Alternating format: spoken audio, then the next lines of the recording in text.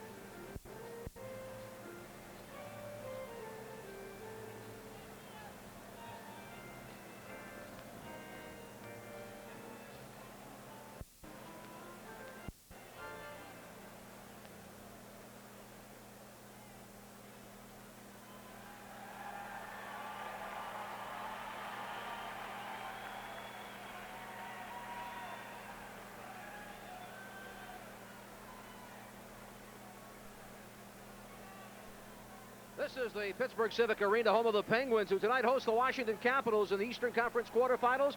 Game 2, the Capitals looking to steal another game here in Pittsburgh.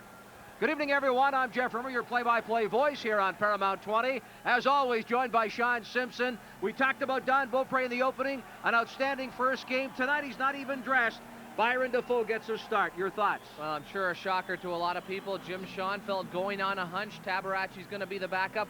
Byron Dafoe, his first NHL playoff game, a surprise, and I guess the next 60 minutes will tell us how it'll go. For the Washington Capitals, there were many players that played well. One of the biggest performances on the back line from Kevin Hatcher. Well, Hatcher logging close to 40 minutes in Game 1, and with Sylvain Cote out, Sean Anderson back into the lineup, you know there's going to be an awful lot expected out of Kevin Hatcher, Calle Johansson, and Joe Ricci. One of the players that Hatcher will keep an eye on, Mario Lemieux, and Lemieux in Game 1 in a loss scored twice for Pittsburgh. Well, that's a fact with the Capitals. They played well against Lemieux at times when he looked like he was checked. Dave Poulin in particular still got a great scoring chance off, had that late goal in the hockey game. And hey, Capitals I thought did a great job against him, still gets 2 goals. So if in any way possible, people like Keith Jones, Dave Poulin, and Dale Hunter, who shadowed him in Game 1, are going to have to do even a better job. So Mario Lemieux and the Pittsburgh Penguins play host here tonight to the Washington Capitals in game number 2. We'll take this short break. When we come back, a visit with Caps coach Jim Schoenfeld.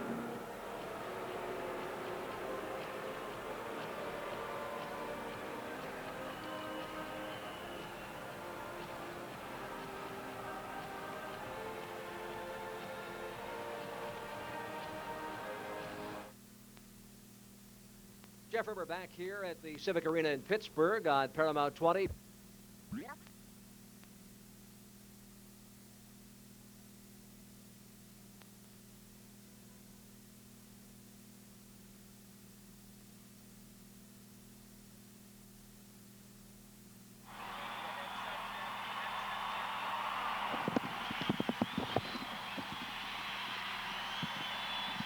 Mic test, 1, 2, 3, 4. Hello, test.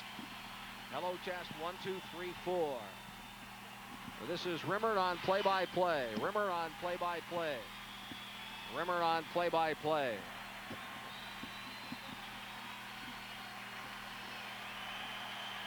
Here we are on headset, Sean Simpson. Looking down Pittsburgh and Washington, now taking the ice. Thank you.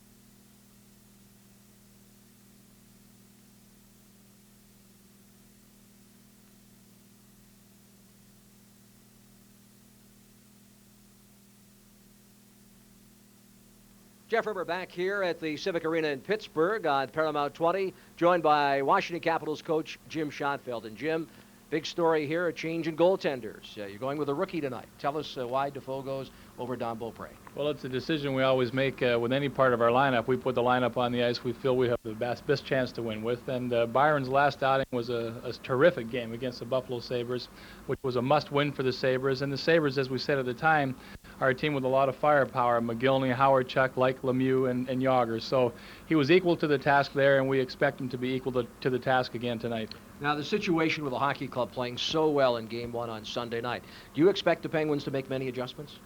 Well, you read a lot, and they feel they had a bad game and they weren't up to snuff and they were a little bit rusty. But we didn't play a perfect game either. I think our play can improve.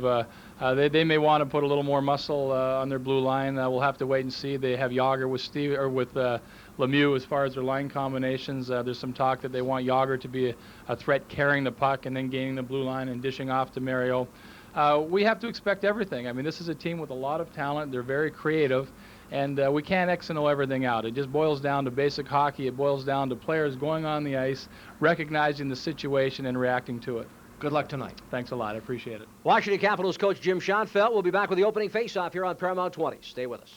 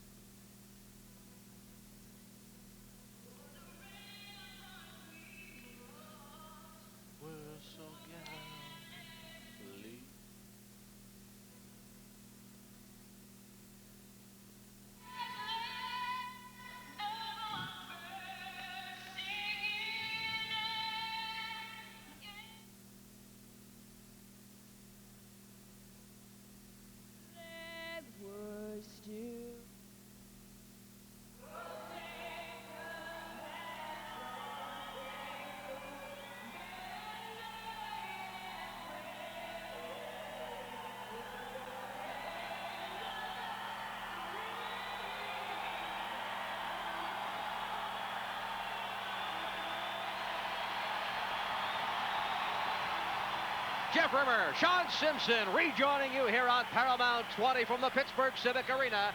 Game 2 of the Stanley Cup playoffs and the first ever start for Byron Defoe. I tell you, case nerves here for Byron Defoe. How he'll handle it, Jeff. Come out, be loose, which is normally the way he's been in the past couple of years. Although the American Hockey League, getting your first start in the NHL playoffs, tough position. At the opposite end, Tom Barrasso in the nets for the Pittsburgh Penguins. Well, of course, the Penguins, I don't think Barrasso had a great game in Game 1, but let's face it, he's won a couple of Stanley Cups. They'll be looking for him to rebound and have a strong game back in their goal. Referee for this evening's contest, Rob Schick. Ron Asselstein, Ray Scampanella will work the lines. And shuffling the deck, E.J. Johnson, Eddie Johnson, coach of the Penguins. And already we have a little discussion going on over at the bench. Perhaps one of the skates of the officials has to be adjusted.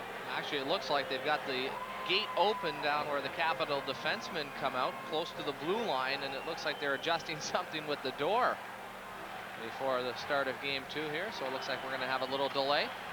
John, doing some research earlier on today, came up with a rather interesting statistic. The Capitals this season celebrating their 20th anniversary. Byron Defoe, and there's quite a story. Well, actually, yeah, looking it up today, Defoe, the first drafted Capital goaltender, of course, coming through their own system, playing in Baltimore and Portland to start a NHL Stanley Cup playoff game. Not only start, but even play in the playoffs. Game is underway. Is it a gamble? Will it work? We'll find out here tonight on Paramount 20 from Pittsburgh. And it is Defoe that rolls it around on the boards. Played at the point by Murphy. Saved Defoe. And he's tested early. Screen from the point. But the save made by the young Capitals netminder, who on our final telecast in the Caps' final regular season game, outstanding as the Caps stole one from the Sabres in Buffalo. Well, Defoe with a weak shot from the right side, able to make that first save. Hope gain some confidence in that. And you see Poulin on that play, Jeff, and I think important. The fans here are revved up. Of course, the Penguins are going to be, but when there was a little bit of pressure, Dave Poulin didn't hesitate to throw that puck the length of the ice as we get a look at Rick Tabaracci, and that's what I think helped the Capitals in game one. Second and third period, they slowed it down, a lot of whistles, didn't let the Penguins offense get into flow. For Jim Schoenfeld and Don Beaupre, a night off is a night off. I would suspect we'll see Beaupre back in the net Thursday night in game 3. Playoff games A and B to Washington Thursday and Saturday. Shot, blocker pad save, Defoe, and he's getting tested early from a distance by these Penguins. Pavanka puts it on the stick of Jágr. We told you about shifting the line, shuffling the deck. Here's a backhand shot, and again Defoe makes the save, and the Caps clear the zone. Sandstrom moving up on the top line with Jágr and Lemieux. Here come the Penguins again. Denied at the line by Slaney. Center play, it's Pavanka off his stick and played by Larry Murphy. Murphy for Lemieux off his stick. It goes the length of the ice. Defoe out to play. Just approaching the 1-minute mark of this first period in game 2. Caps leading the series 1-0. And it's Pavanka, left wing out of the zone. Deals to Hatcher jumping up on the play. Hatcher across the line. Feeds for Bondra. Shot sails wide on the glove side of Tom Barrasso. This is Pavanka rolling it in. Bondra will play it on the right wing boards. Taps it behind the net. Played by Barrasso and left for Kjell Samuelsson. McEachran hit at the line off the stick of Rick Tocchet. Kjell Samuelsson, here's a break. Brown, a shot, save made by Boak. Another save by Defoe. And now they go the other way. Randy Burridge with a shot. Barrasso the save. Over the stick of Randy Burridge, and the zone is cleared. Byron Defoe, 5 shots. And he stopped them all and been sharp early. I'll tell you, he's looked outstanding. The last 3 shots on goal. Brown coming off of the right side, a great save and good position for the rebound. And looking back a little bit on history and Jim Schoenfeld, for Capital fans, a goaltending situation back in '88 when the Capitals played the Devils. Jeff Sean Burke played the first 4 games. As here's a chance by Brown off of the right side. Defoe out challenging. There's a save. McEachran following up on the rebound. But look at Defoe standing up. He's in perfect position. Nowhere for McEachran to go with that backhand. But Schoenfeld, if you remember back to that, Sean Burke played the first 4 games. The series was tied at 2. Then came back surprisingly with Bob Solvay. They won that game, played Burke in game 6, lost, and then played Burke in game 7. So a couple of surprises in that series. So maybe not as much a surprise that Defoe starting game 2. Young Capitals netminder getting a chance to play in the playoffs. And there's certainly some playoff history for rookie goaltenders. Ken Dryden, Steve Penny, and Rogie Vachon out of the Montreal system. Bill Ranford with the Boston Bruins before moving on to Edmonton. So young goaltenders can have success, and the Caps are hoping that's the case here with Byron Defoe. Played by Mullen on the right wing. Pass knocked down by Mike Ridley. Ridley waiting for the Caps to clear the zone and then sends it in. Larry Murphy will play. Penguins concerned about the Capitals' ability to go to the net in game 1, and they shuffled the deck on the back line as well. Tamer and former Capital, as Washington comes away across the line. Walchuk drops it towards the net. The shuffle pass there by Hatcher now makes his way back to the point, deflected in front of the net. Walchuk tried to redirect it to Tom Barrasso. Penguins out of the zone. Lemieux with a pass to Sandstrom. He's hit at the line. This is Sean Anderson making his first appearance in the playoffs. Deals it cross ice for Kristich. The pass for Hunter. Off his stick, he'll play it. Walchuk fires. The shot knocked down. Walchuk again plays it along the boards. We've mentioned the other Pittsburgh defenseman. It's Grant Jennings as Barrasso makes the save. Kristich tried to shovel it in front. Sandstrom plays. And here comes Jágr. Jágr at center. Lemieux. Sandstrom towards the net. Defoe makes the save, but play whistle down. And what's this? Well, it looks like we're going to get a penalty called here. Dmitry Kristich joining the play, putting the hook on Sandstrom, hauling him down. We'll step aside. Sandstrom's been cut. 16:34 remaining. Scoreless first.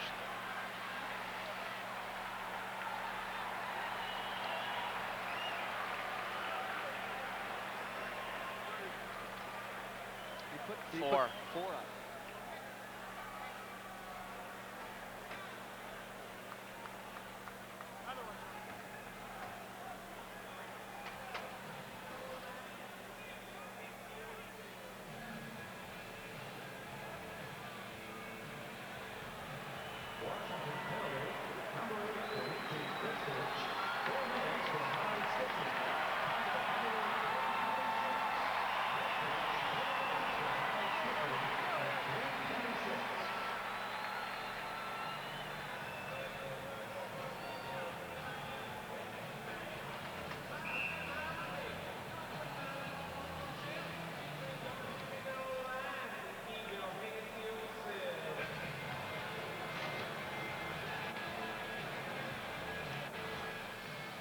Jeffermer. Sean Simpson rejoining you here on Paramount 20 from Pittsburgh. Dmitry Kristich gets the gate.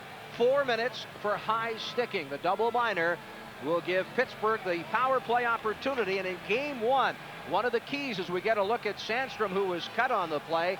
Washington killing off all 4 power play opportunities against the Penguins, who went 7 for 21 during regular season play. 33% proficiency against the Capitals in the 4 regular season meetings. And it's Pittsburgh on the power play. And on the first 2 power plays in game 1, they had what, Sean? 8 shots on goal. You look at that power play, 4 minutes there. Lucky actually Kristich didn't get a 5-minute major cutting Sandstrom and got kicked out of the hockey game. Left wing Francis shovels to Murphy. Left in the slot. Hatcher will clear the zone. This is Mullen. Mullen. Cross ice for Francis, who's playing the point with Larry Murphy. Up front, it is Lemieux. Mullen and Stevens. Murphy carries across the line. This is Stevens looking cross ice for Lemieux. Hops over his stick, and Kelly Miller bangs it right down the ice, and Barrasso trapping it and leaving it right there for Shell Samuelson. I'll make that all Samuelson. Fans here in Pittsburgh pumped up for the hockey game, Jeff, but the longer it goes and they don't score, and especially on this 2 4-minute power play, I think they might start getting on the home team. That could be a factor. Capitals standing up at their own blue line, denying the Penguins access. Lemieux, cross ice, Stevens, who did not have a good game by his own admission in game 1. Yager, Lemieux. Lemieux far side. Capitals with a perfect box. Johansson and Ricci. Here's off the point. Greg Brown hammered along the boards by Ridley. Loose puck scooped up by Stevens. Lemieux shovels it behind the net for Yager. Ricci is there. Bounces in front. Ridley backhands to the line, but not out.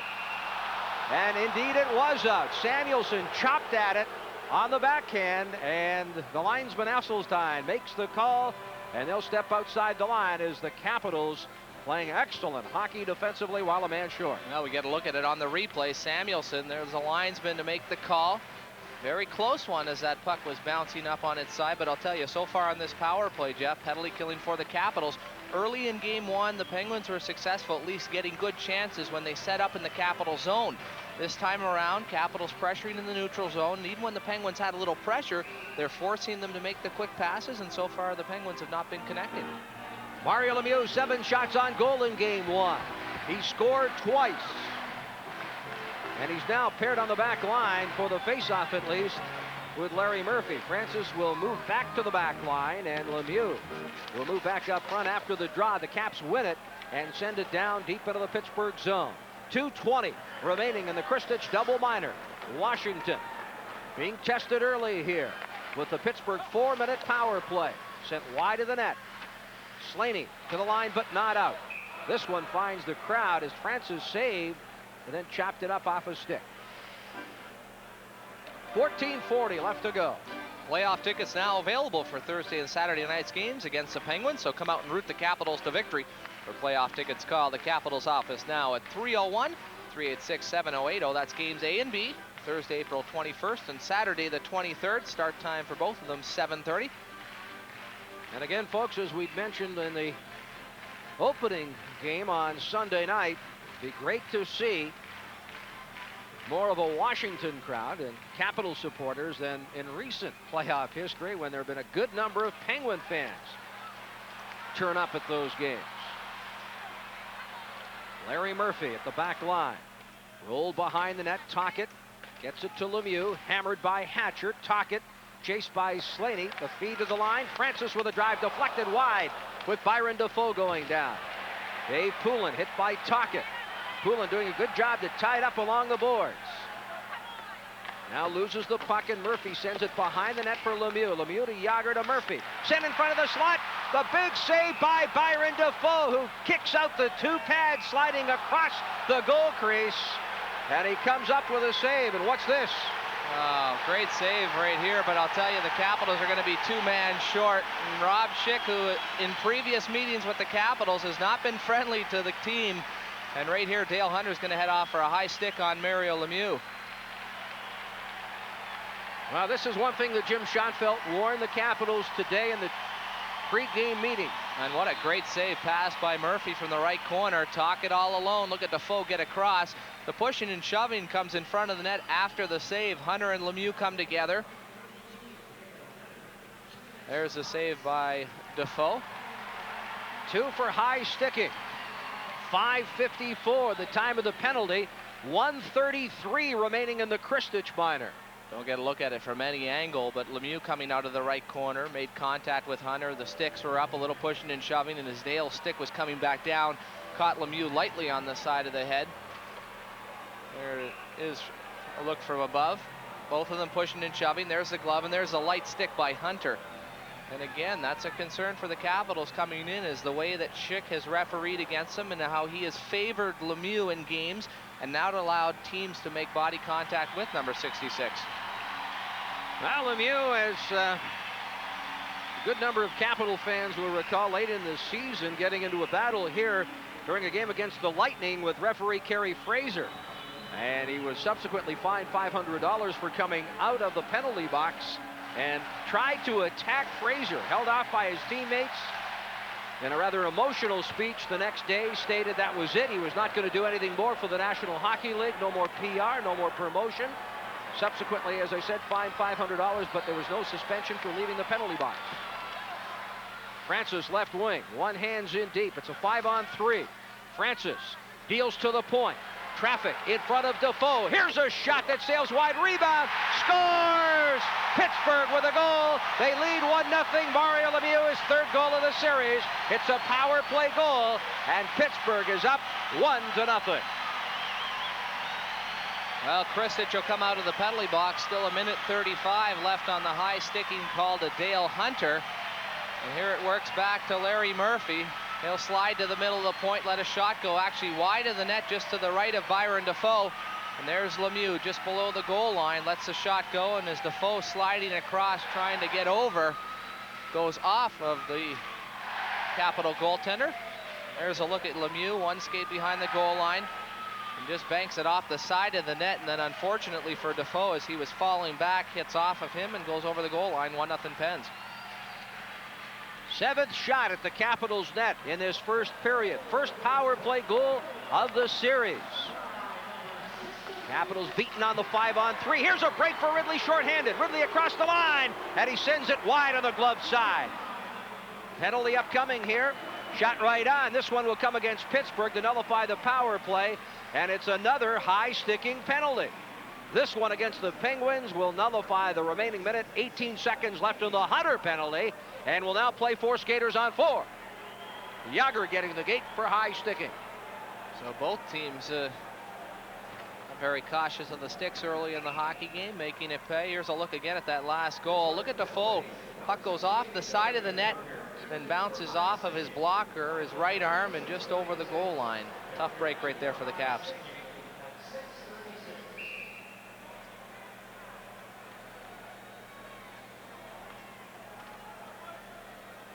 Mario Lemieux, a little disappointed with his club's effort in game number 1. Or Eddie Johnson saying his team played lethargic.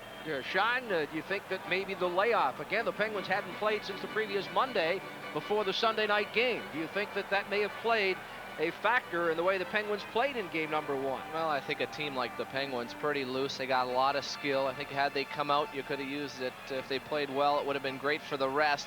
I don't think that that was that much of a factor. How much can 6 days off do? The first 20 minutes maybe, but the second and third period, you should be right back to natural stride. Mario Lemieux, the goal to give Pittsburgh the 1-0 lead. Again, 2 goals on Sunday, 28, actually make it 30 points now in 12 career playoff games against the Capitals. And that is his 12th goal against Washington in postseason play. Yesterday on the 4-on-4s we had, Jeff, interesting, Capitals usually in a defensive mode. So far in this hockey game, though, we see Juneau out there with Peter Bondra, and the Penguins countering with Brown and McEachran. 13:18 remaining, first period, 1-0 Pittsburgh.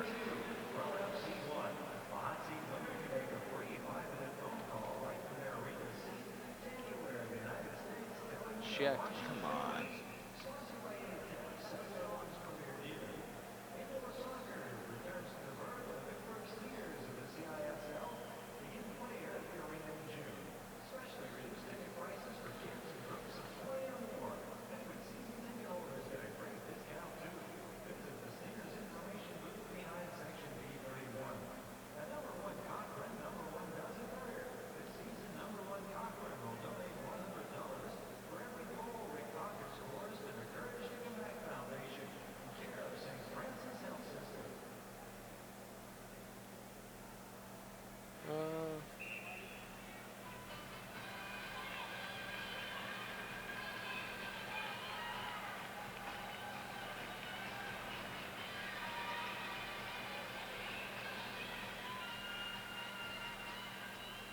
Jim Schonfeld behind the Caps bench, trying to get the players back in this hockey game, offering some encouragement. Again, Washington led early in game one, 1-0, but trailed after one period, 2-1.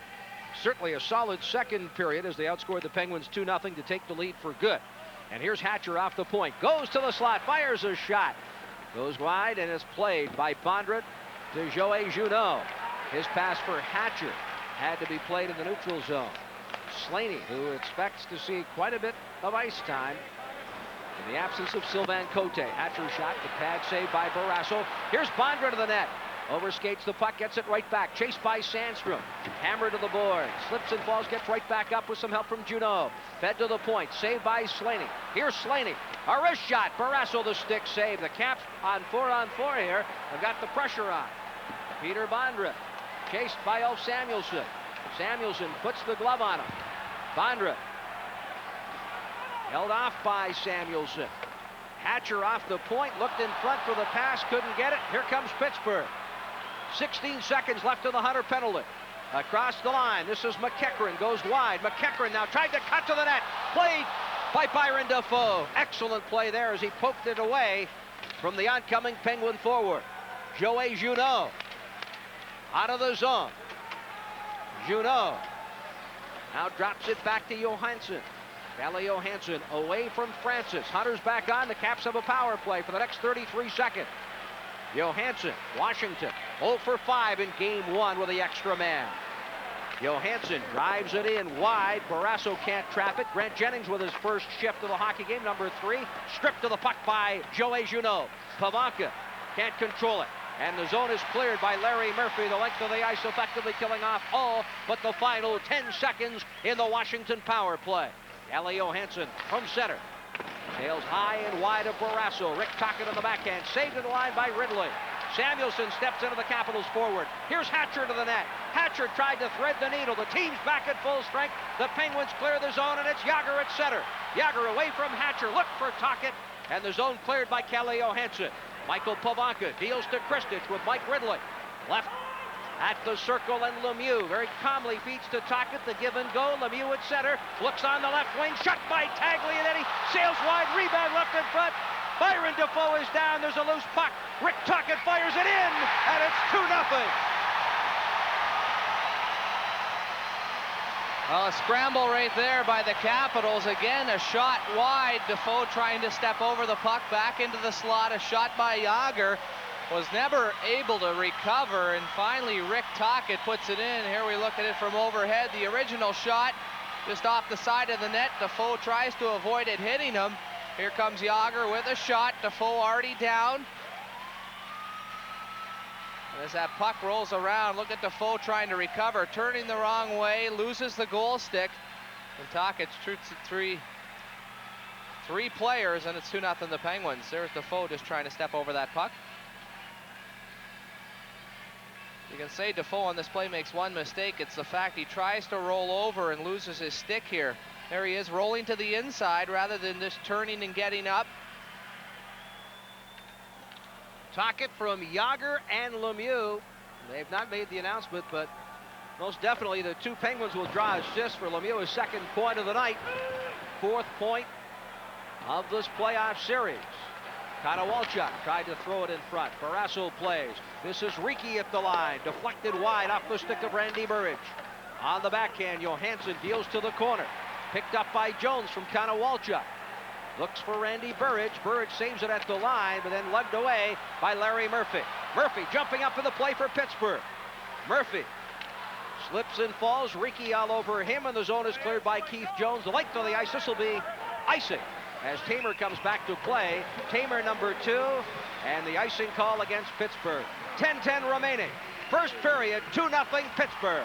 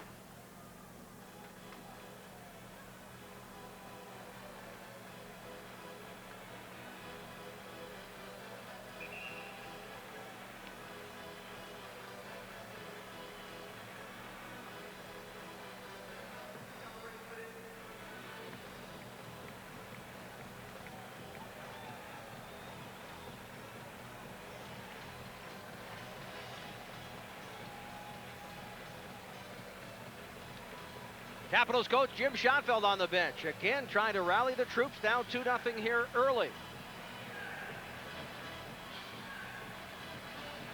Byron Defoe, who certainly was sharp early, gets beaten twice. Can you fault him on any of the two goals, Sean? Well, again, I thought he got down on the back a little bit on that second goal. Not much you could do on the first one. I think the bad side for the Capitals is you wanted to avoid the first 10 minutes where the crowd's into it, all the momentum, but the Penguins have really taken advantage of that and have scored a pair of goals. On a power play marker, Mario Lemieux, the second even strength goal by Rick Tocchet. Here come the Penguins again. Chopped ahead by Nelson. This is Kristich. One of the Penguins was dumped, and another Washington power play upcoming here for Pittsburgh. Well, Rob Schick calling a great game. Start off, Calle Johansson right here hauling down Ronnie Francis over the blue line. And this is not, again, what Jim Schonfeld wants. Down 2-0, and once again, the Penguins going on the power play. This broadcast comes to you through the courtesy of Washington Capitals and the WDCA TV 20 folks. Any rebroadcast without the express written consent of the Caps and WDCA TV is strictly prohibited. Third power play opportunity of this first period for the Penguins. 1 for 2. I think Jim Schonfeld looking at the situation. You're starting a goaltender, his first playoff game ever. This is not the way he wanted things to go. Defoe made a couple of good saves early, but you put a team like the Penguins onto a 5-on-3 power play, and the chances are they're going to execute and score. Hatcher sends it wide of the net. Another factor, you've got to get to Barrasso early. He tends to get stronger as the game goes on, and Washington down 2-0, a man short here, and it is Lemieux. Throws it cross ice for Francis. Yager bumped off the puck by Kelly Miller. Miller and Ridley cross the line. Miller right wing tries to stick handle his way by Francis and does. Behind the net, Miller bumped along the wall, and it's moved by Pittsburgh out of the zone. Yager with Lemieux, who has the puck. Back to Yager. Yager wide on John Slaney. Hatcher behind the net, all over Ronnie Francis. Deals it off the boards, and it's swept away by Mike Ridley. The length of the ice, effectively killing off what now remains a minute 12 in the penalty to Johansson. 9 minutes left to go, first period. Pittsburgh 2-0. Here in game 2, the Capitals, of course, lead the series 1-0 with a big win in game 1, 5-3 Sunday night here at the arena in Pittsburgh. Walchuk dumping once more. Barrasso sets it up for Samuelson. Samuelson with a burst of speed out of the zone. Now flips it ahead here for Tocchet. Tocchet across the line. Bumped off the puck by Hatcher. Goes right back after it in front. Sails wide. Sandstrom all alone in front of Defoe. Here's Samuelson from the point. And again, Byron Defoe tested, this time with a rebound left in front. He quickly jumps out of that crease and covers up. Penguins doing a great job early in the period, Jeff, getting people in front of Byron Defoe, making it hard for him to see the puck. And on this last point shot, Samuelson getting it from the left side, a big crowd. Defoe had to come out, search through the people, get down, make a save, and at the same time fight through the legs and grab a hold of that puck and hold on for the whistle. 8 minutes, 22 seconds left in the period. 36 seconds in the Calle Johansson penalty. Dave Poulin, Steve Konowalchuk up front in this penalty killing situation. Slaney and Hatcher paired on the back line for Coach Jim Schonfeld.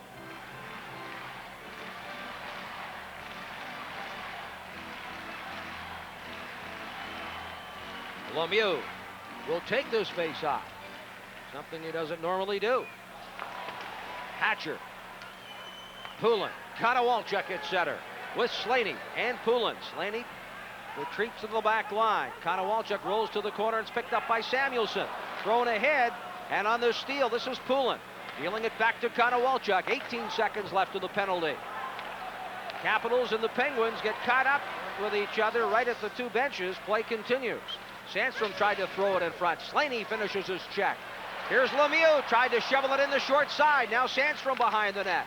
Too far for Lemieux. Hatcher bumps Lemieux. Saved by Samuelson at the point. Out of the box, Johansson. The Caps have effectively killed off the penalty to Calle, and it set the length of the ice right on Barrasso. Both teams change on the fly. 7:39 left to go. Period number 1. Joey Junot crosses the line. Junot pulls up, and Pittsburgh clears. All of a sudden, the pressure now on the Capitals offense. The defense, for the most part, on the penalty kill. In a 5-on-3, they get a goal. The other 2 power plays they kill off. Now it's time for guys like Juneau, Bondra, and Pavanka to step up and get some shots on Barrasso. And the 3 of them out there is the forward line now. Riki and Anderson on the back line. It's Anderson shoveling it ahead on the turnover. This is McEachran. McEachran tried to thread the needle, but Anderson very calmly makes the play and now leads the Caps in a quick transition. Bondra, right wing. Peter Bondra looks, cross ice. Riki sends it ahead. Michael Pavanka has it. Pavanka looks. Bumped off the puck and Juneau plays in front. Barrasso the save. Moved by Mullen on the right wing. Doug Brown, here's McEachran. He's got great wheels. McEachran in, all over him is the Caps defender, Anderson.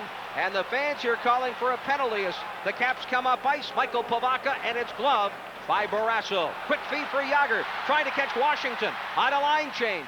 Yager goes to the net, and it's wide on the backhand. Mike Ridley for Washington. Caps turn now as Randy Burridge, Keith Jones, and Ridley cross the line. Burridge circles from the right wing, fires a shot. Barrasso the save. He'll hold on, no further play. Scrum develops in front. And we're going to get a penalty called here. Barrasso giving the stick to Hatcher in the back of the leg as he pushed Yager into the goaltender. So the Caps with 6:19 left in this first period are going to go on the power play. Capitals got to stay away from a penalty. They'll have a power play when we return.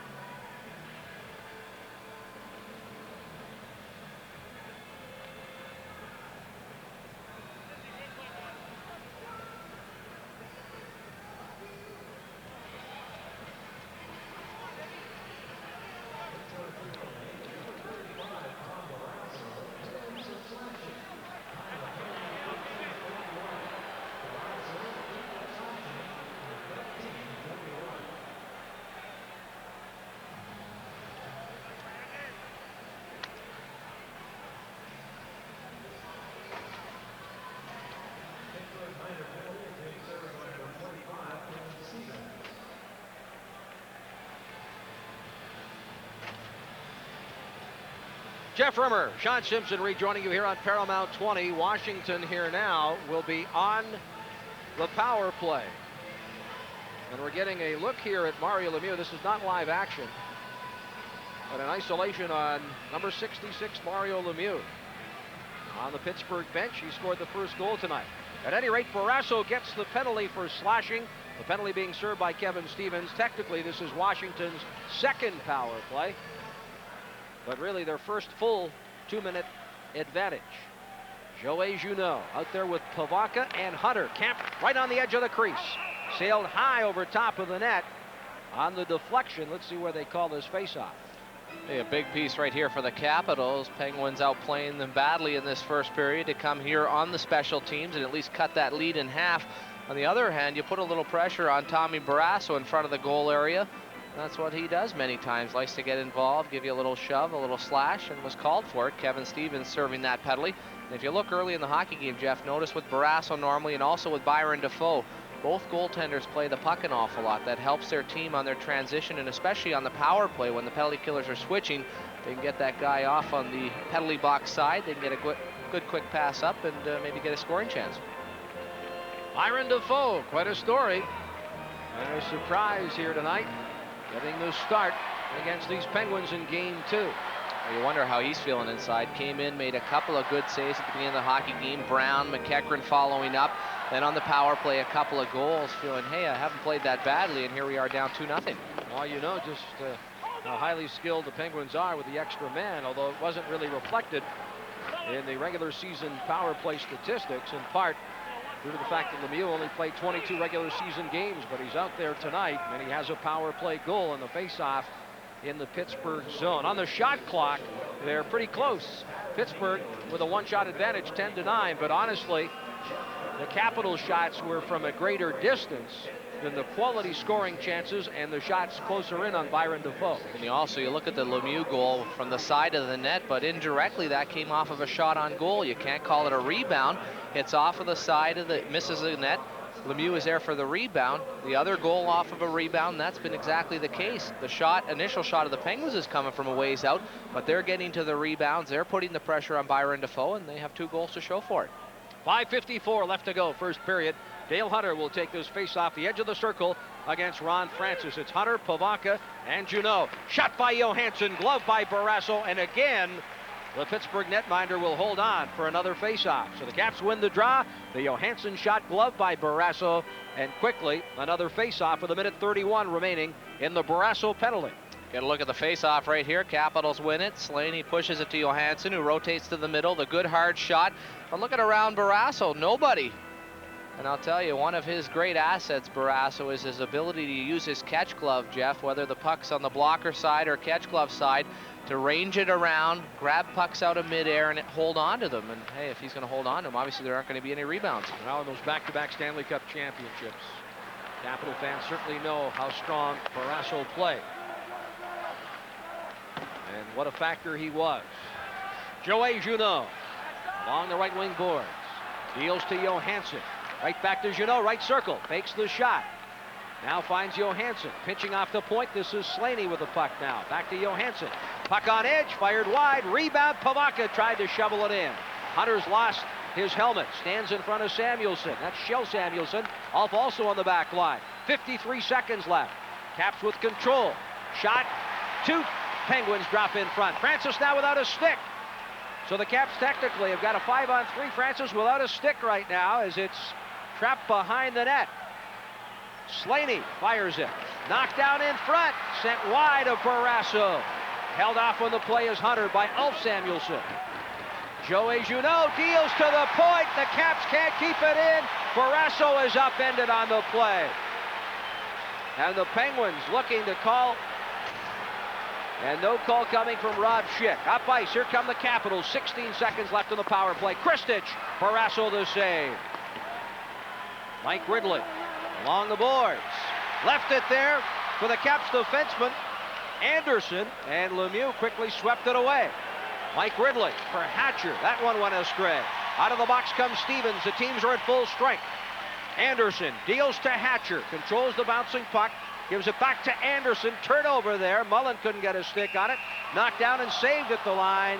No, we brought it back in. Mario Lemieux tried to glove it at the line. The Penguins have killed off the penalty. The crowd in the hockey game of Jim Schoenfeld's Washington Capitals are down 2-0. I'll tell you, the power play of the Capitals, good puck movement, similar to what Mario Lemieux and the Penguins had earlier in the period. A couple of shots, and I'll tell you, in similar fashion, Johansson's point shot goes wide of Barrasso, but how does he react to the play? Unlike Defoe, who dove across on the Lemieux shot, Barrasso simply just pushes across, stays standing up, is square to the puck, and he's there for the rebound. It was Pavanka who had the shot. You may have seen in the late stages of the Washington power play, Dale Hunter and Barrasso collide. Now Barrasso was hit by Hunter, but I think an excellent acting job as he rolled over to try to draw a penalty against the Capitals centerman Dale Hunter. Well, but Rob Schick was right there in perfect position, and he wasn't going to be drawn into it. No, Ulf Samuelsson pushing him into Barrasso, and at the same time, Barrasso was not in that blue crease area, and sometimes referees will give you the benefit of the doubt when the goalie's outside of that zone. Play underway in the Washington zone. Kevin Hatcher deals to Konowalchuk. Stripped of the puck there by McEachran. Tuckett to Sandstrom. Defoe the save. Rebound. McEachran. Again Defoe with a pad save. Oh my, from point blank range. Defoe robbing the Penguins of a third goal. McEachran tried to go in front. Denied by Anderson. Tuckett hit by Hatcher. The two big men battling it out. This is Tuckett. Deals to McEachran. McEachran now will try to go to the net. One hands it in front. Tried to shovel it in. It's off the netting. And played by Dave Poulin. Dave Poulin away from Sandstrom with a pass for Kelly Miller. Konowalchuk down the left wing. Miller across the line. Miller on the backhand, sent wide of the net. Delayed penalty upcoming here. There's a Penguin down in front of the net, and Poulin's going to get a high sticking penalty. It was Taglianetti working against Poulin, moving through the neutral zone. Poulin then driving to the net with Miller controlling the puck. This is going to be a big call right here if Taglianetti's cut, if it's a 5-minute major to Dave Poulin.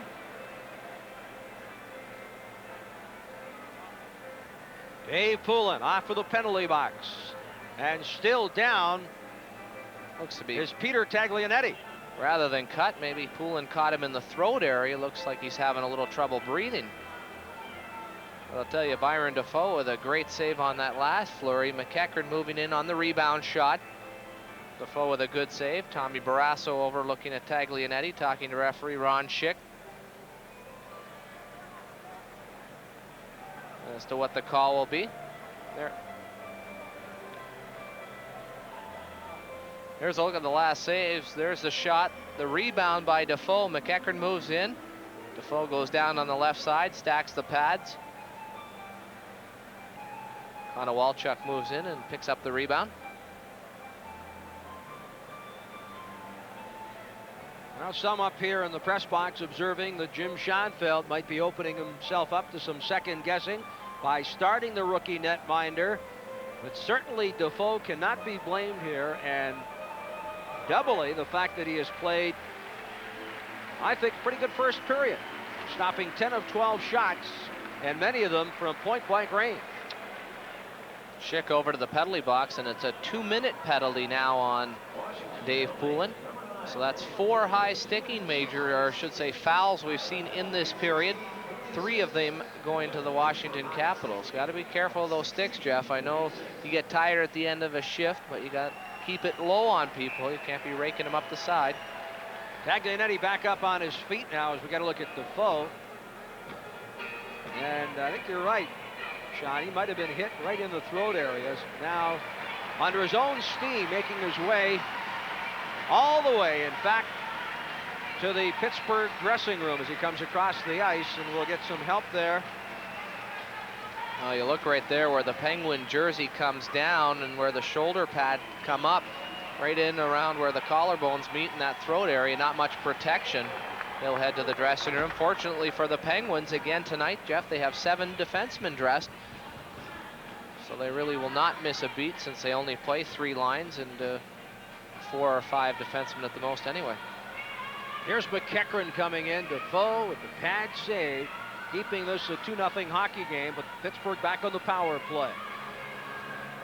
That shot that followed, or was behind the McEachern save, the only thing with Defoe was not a hard shot, Jeff, and that's maybe not a shot where you want to be giving up a rebound. Should have maybe covered that or deflected it into the corner.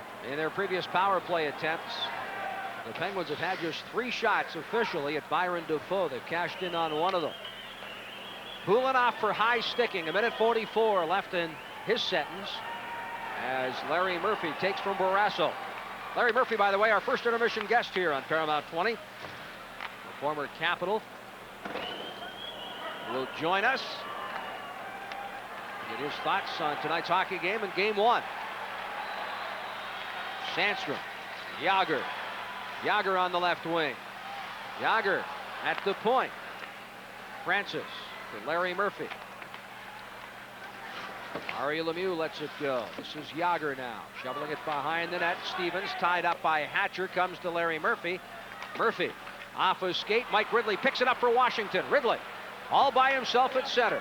Just throws it in and then heads off. The Caps get some fresh legs off in this penalty killing situation. 55 seconds left on the Poulin penalty. One of the key penalty killers for the Capitals off in the penalty box. Presently with a high sticking call. Byron Defoe can't trap it. Stevens tried to throw it in front. Denied by Johansson. Outlet pass. Pivonka clears it. And Konowalchuk tries to work it the rest of the way and does. Bouncing puck played by Barrasso at the side of the net. Brown leads the Penguins up ice. Steals it ahead. Chopped in across the line. This is Sandstrom now. Tried to throw it in front. Played by Johansson, but not out. Shot by Brown. Knocked down by Pivonka. Samuelsson. Tocchet. Pad save Defoe. Hammered by Johansson, but not out. Brown. Sandstrom. Cross ice. Tocchet. Deals to the point. Samuelsson shot knocked down. 4 seconds left. And Konowalchuk sends the length of the ice. On his feet is Poulin out of the box. The Caps have killed it off. Here's Brown. Deals it up the right wing. Slaney clearing the zone with a pass to Joey Junot. Away from McEachern. His pass picked off there by Mullen. Mullen for Brown. Less than a minute to go. Capitals now with their turn. 2-on-2. Kristich to Jones, and the stick saved by Barrasso. Jones picks it up around the net, throws it in front, cleared on the backhand, but not out. Mullen at center, chased by Hatcher. Final seconds ticking off in this, the first period of play. 37 seconds remain as Hatcher rolls it around to center. Kristich away from a hit. Joey Junot. He's across the line. Junot looking for Kristich. Puck played by Keith Jones. Thrown on the right wing. Nobody there for the Capitals. And Larry Murphy just sails the backhand away. And we're going to get another penalty call. This one for roughing. Retaliation penalty right here. Keith Jones, after releasing that puck, putting it into the far corner, colliding with Mullen. Mullen gives him a little shot. Good job by Jones. And with 19.9 seconds left, if the Caps can't score on this, at least they'll have a power play to start off the second period. Well, this is the 7th penalty called by Rob Schick in period 1. And we suspected that he would be calling this game very closely. 19:40, the time of the Mullen penalty for roughing. So the Capitals with a power play opportunity, and this one will obviously carry over to the second period if the Caps can't cash in. And they trailed 2-1 after one in game 1. And you look at it, I'm sure Jim Schoenfeld heading into the first period intermission that he'll be rallying his team, and that will be one of the things he's talking about, the importance of the power play. If it carries over, and the fact that they have a chance to cut the lead in half, he'll probably be saying, hey, look at the Penguins came out, gave us their best, we're down by a couple of goals. Now it's time for the Capitals to start turning it the other way. Joey Junot, a goal and an assist in game 1 after finishing regular season play. 11 games as a Cap, 13 points, 5 goals and 8 assists, including 2 power play goals. Sails wide of Byron Defoe. Played by Calle Johansson. 7 seconds remain. Shot right on. Barrasso will field it and clears it. Horton goes to end the first period. The Pittsburgh Penguins scoring twice. Once a power play goal by Mario Lemieux, his third of the playoffs at 6:19. And then at 9:06, an even strength marker by Rick Tocchet, his first of the playoffs. And Pittsburgh, after one period of play led by Lemieux, head off the ice with a 2-0 lead. This game 2 from Pittsburgh, and we'll be back with Larry Murphy in our first intermission.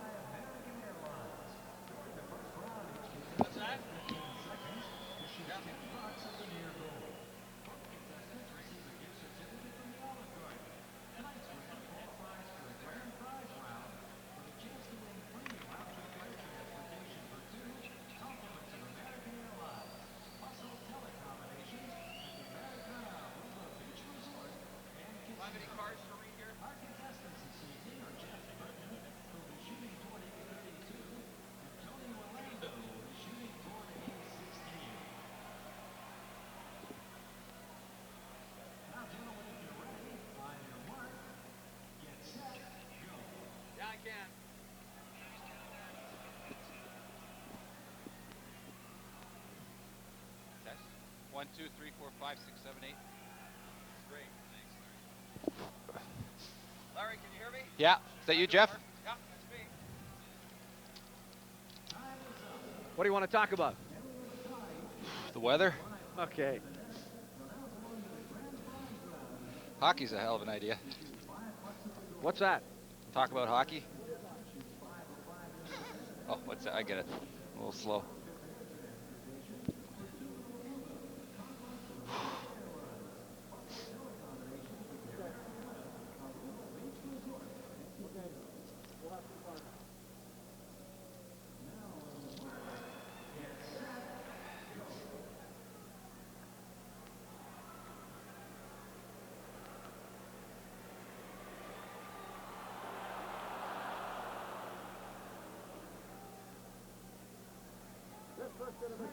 Highlights package is sponsored by Express Mail Metro Service from the U.S. Postal Service. It's not too late for Express Mail Metro Service from the U.S. Postal Service. Express Mail Metro, we deliver to you. After one period of play here in Pittsburgh, the Penguins leading the Capitals 2-0. They got on the board on a power play goal in a 5-on-3 situation and lead after 20 minutes of play here in game number 2. Jeff Rimmer rejoining you here on Paramount 20, and it's our pleasure to welcome one of the classy players in this National Hockey League. Yes, a former Capital, and certainly one of the all-stars on the back line in the NHL. Larry Murphy joining us downstairs. Larry, thanks for joining us, and I think the Penguins came up with a little more fire here tonight in this first period than you did in Game 1 on Sunday. Yeah, we were definitely a little more determined this evening. The first game we were a little sluggish. I think a lot of that has to do with the fact that we were off for 6 or 7 days, and we just never really got it on track. Tonight, the first period went the way we wanted to, but we still have 2 more, so there's a lot left here. Larry, the approach by you and your teammates for this game, too. Talking to Eddie Johnson this morning, he said, hey, this is a must-win for our hockey club. We can't go down to Washington trailing by 2 games. Is that something that was hammered home continuously in your pregame discussions? Well, I think it was quite obvious to everyone. You can't lose your first 2 home games and expect to do well in the series. We unfortunately lost the first game, and the best we can hope for now is a split. We've lost home ice advantage, and we have to make sure that we have an opportunity to get it back in Washington. If we don't win tonight, then we're in a deep, deep hole and deep trouble. So everybody realizes that. I think EJ has mentioned it, but it really goes without saying. You lose your first 2 games at home, you're buried. How about the Penguins here? Maybe healthier now than you've been all season long. Is there a feeling that this team can maybe repeat the successes you had here a couple of years ago? Well, we're basically considering ourselves right now with the second period. You're looking a little too far for my liking, Jeff. We have to concentrate on what's at hand, and Game 3 is even too far away to worry about. We have to worry about the second period, and everything else, if you do well, of course, everything falls into place, but the focus point has to be second period for our team. Well, I don't want to pin you down here, Larry, but there is a lot of talk in Pittsburgh about the Penguins, an early exit from the playoffs last year, and a team that wants to win another Stanley Cup. Oh, you're going to do it to me, hey, Jeff. You're forcing me on this one. It was a disappointment last year. Expectations were high. Expectations are high again this year, but the Stanley Cup is like a marathon, and we've just basically, we're in mile 2 right now, and there's 24 to go, so it's too far to even concern ourselves with that end of it. And I think maybe that's what hurt us last year. After having that big streak at the end of the season, everybody's talking, might as well send the cup to us. And I think we kind of listened a little too much there and got a little off focus, and that's something we're trying to avoid. If we're going to lose this year, it's not going to be because we're looking to the Stanley Cup. All right, let's talk about the Capitals now. Your thoughts of their performance in game number 1, and really a new look to this hockey club with the recent additions late in the season. Yeah, the team has definitely taken on a different look, and we weren't really too sure what to expect. Jim Schoenfeld, we had played a game against him, but he really hadn't had time yet to instill his philosophy, and it's obviously there now. And they're an improved club. Obviously, they believe in what they're doing now, and they've changed their look. That was a huge trade, trading Iafrate for Juno. It's really given them a lot of punch up front, which the Caps have said they've been looking for years. So they've got what they want. So they've got to be pleased with what they have out there. What are you doing differently tonight than maybe game 1 to shut the Caps down offensively? Well, we had to pick it up in all areas of the game. Try not to give them too many outman situations, and we succeeded. And also, we have to take the puck to the net on them and try to draw penalties, which we did. If you get yourself in a good scoring opportunity, the other team's going to have to take penalties. It's just no ifs, ands, or buts about that. And we did that the first period. We got to continue. 2-0 is really nothing at this point in the game. We have to have a solid second period. Were you surprised at the choice of starting goaltenders based on the performance of Don Beaupre in game 1? Yeah, I'd have to say I was surprised. He played excellent the first game, but that's hats off to Schoenfeld. I think that's a good strategy. He wants to keep Beaupre sharp and his confidence high, and he feels he's got him where he wants him right now, and he'll use him in the first game back in Washington. He's alternating his goalies, and he's using it well, and I think that's a sign of great coaching. Larry, thanks for the visit. Appreciate it. You're welcome, Jeff. Anytime. All right, Larry Murphy, class act certainly. The Penguins backliner, a player that's destined for the Hall of Fame, and of course, a former member of the Washington Capitals. We'll be back. Sean Simpson to rejoin us. We'll get a look at our first intermission highlights. Penguins lead by 2.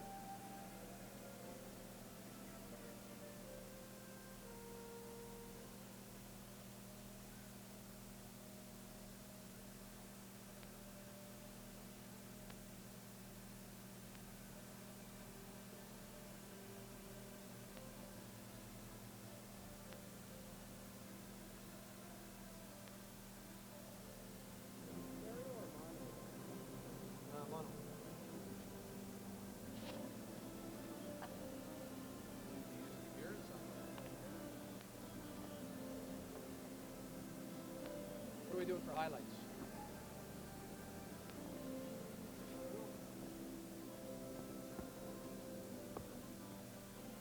What do we got for highlights here, Bill?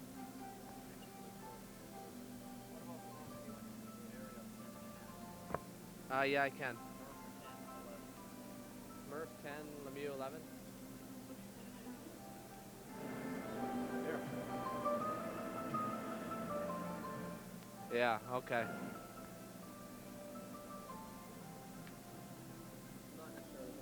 Huh? They're going to show the 2 goals, and then they're going to show the save by. Yeah. Oh. I'm not necessarily going to say what a great save was. We're not going to say?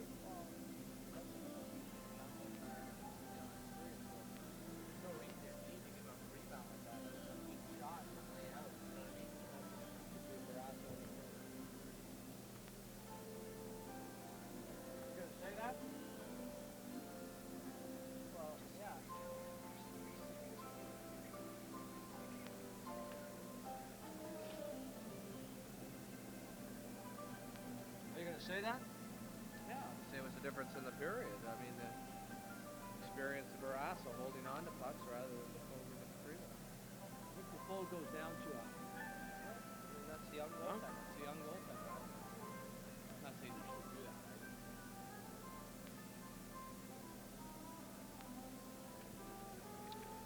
Paramount 20 Sports back on the air here at the Pittsburgh Civic Arena. After one period of play, the Pittsburgh Penguins leading the visiting Capitals by a score of 2-0. Washington again with a 1-0 lead in this series. Jeff Rimmer and Sean Simpson rejoining you here. And Sean, your thoughts on that first 20 minutes? Well, you look at it, I think the fans here are excited. The Penguins were to start the game. I think a decent call on Dmitry Kristich. Maybe lucky he didn't get a 5-minute major. A lax call on Hunter with the high stick on Lemieux. Puts the Capitals down 5-on-3. And I think just set them up for failure at that point, and I don't think they recovered from the rest of that period. Getting a look now at the highlights. Pittsburgh scoring early. It was a power play goal by Mario Lemieux, number 3 in the Stanley Cup playoffs. Now here's the Penguins coming off of the left side. The puck will go back to the point. Larry Murray will slide in, take the shot, just off the side of the goal, and there's Mario Lemieux in a tough break as that went off the side of the net, and as Defoe was coming back, went off of his blocker and behind him. Lemieux's third from Murphy and Francis. The power play goal at 6:19 against Byron Defoe, and Pittsburgh led by a score of 1-0. Pittsburgh didn't kind of let up at that point. They continued to storm the net around the young goaltender Byron Defoe, and I think that was their game plan, and they cashed in just a few minutes later. Well, exactly that. A great flurry around Defoe, a couple of shots on goal, off of the rush. He'll make the initial save on this. There's the save by Defoe. It goes off, tries to avoid it, then Yager down and out. But watch Defoe as he rolls into the net, loses his stick there, and Tocchet through a flurry. Lemieux in the crease area, beats him, and it's 2-0 Pens. Scrambling around, and it cost young Byron Defoe there as Rick Tocchet pulls the trigger. His first of the playoffs, second point. Yager and Lemieux draw the assists, and for Mario Lemieux, his second point of the evening and fourth point in these 2 games in the playoffs, the goal coming at 9:06. Byron Defoe did come up with some key saves in that period to keep from the Penguins adding to their lead. Well, exactly. We get a chance to look at one save, but if my 1 point could be made out of this first period, the difference between Barrasso and Defoe, a shot from Sandstrom, that's a shot to me a goaltender's either got to deflect into the corner or he's got to hold on for the rebound. He's creating another quality scoring chance, had to make a great save on McEachran, but that was the difference at the 2 ends. The shots the Caps got, Barrasso held on to, got the whistle. The shots that Defoe had many times gave up rebounds, and there were scrambles in front of him. Do you think he's scrambling a little bit too much? Well, I think it's common for any young goaltender. Again, that's the difference between a veteran and a young goaltender. Scrambling, being patient in the net. We see the shot wide, diving. Barrasso on a similar occasion just moved over to the post, standing up. At the same time, rebounds. That's what they always talk about, young goaltenders. Overreacting to the puck, overplaying things. And I think we saw that in Defoe. But on the other hand, he still came up with those big saves at times, and I thought looked pretty good. A look now at the Paramount 20 intermission stats here in Pittsburgh after one period of play. And they're brought to you by Roy Rogers. Stop by Roy's today for a delicious breakfast at a terrific new low price. Penguins lead 2-0. The shots are even at 13. On the power play, the Washington Capitals are 0 for 2 thus far. And for the Penguins, they're 1 for 4. 4 penalties, 10 minutes in total for the Caps, and 3 penalties, 6 minutes in total for the Pittsburgh Penguins. We'll be back. Pittsburgh leading by 2 here on Paramount 20.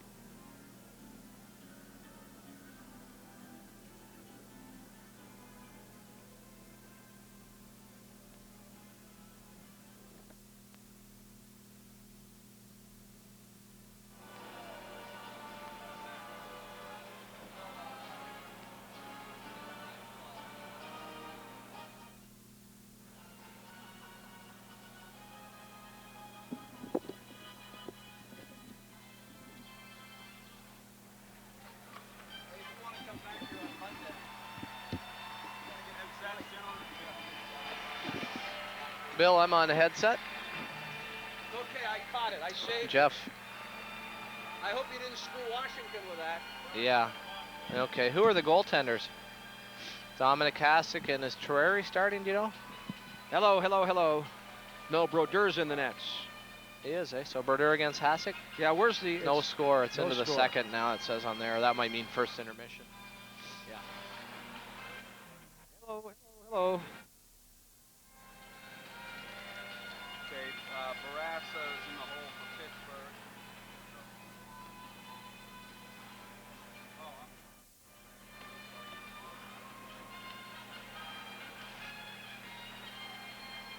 Can I have another ice water, please?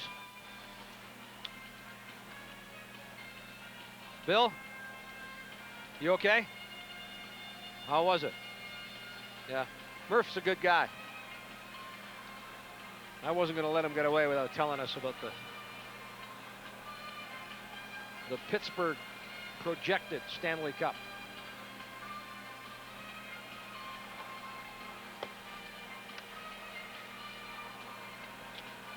I got it. I got it.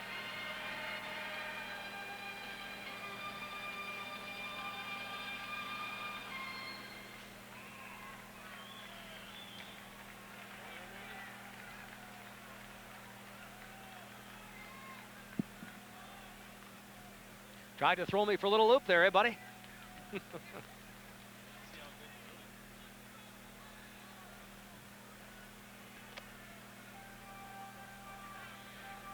Paramount 20 coverage of Washington Capitals hockey tonight. Game 2 of this Eastern Conference quarterfinal from Pittsburgh. Penguins scoring twice in the first. They lead 2-0.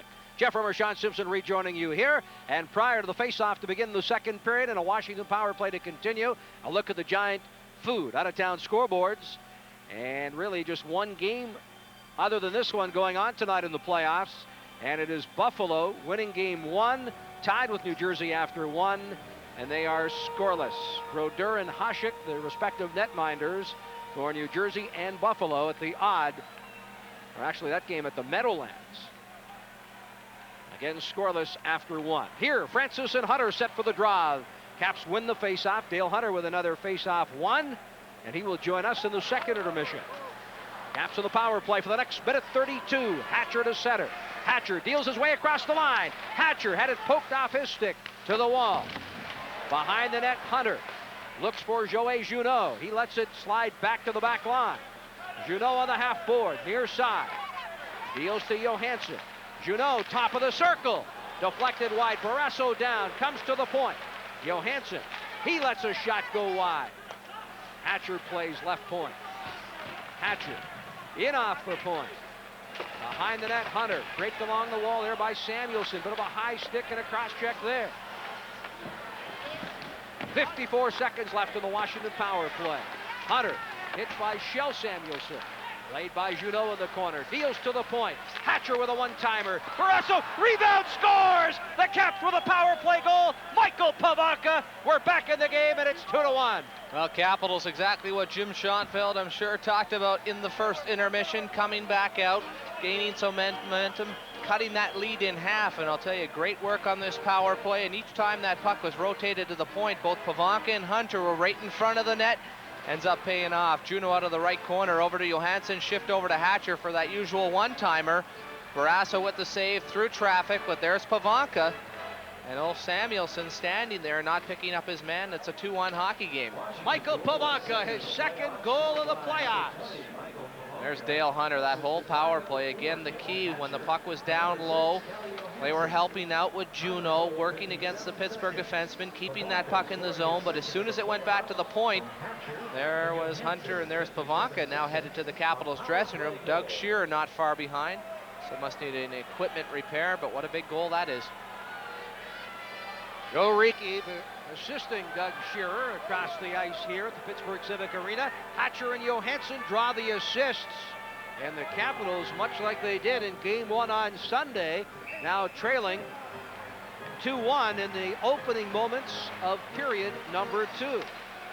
Caps, in fact, did not score the equalizer until 11:07 of period 2. And they trail 2-1 here in the early moments of the second period, leading the series 1-0. Play whistle down.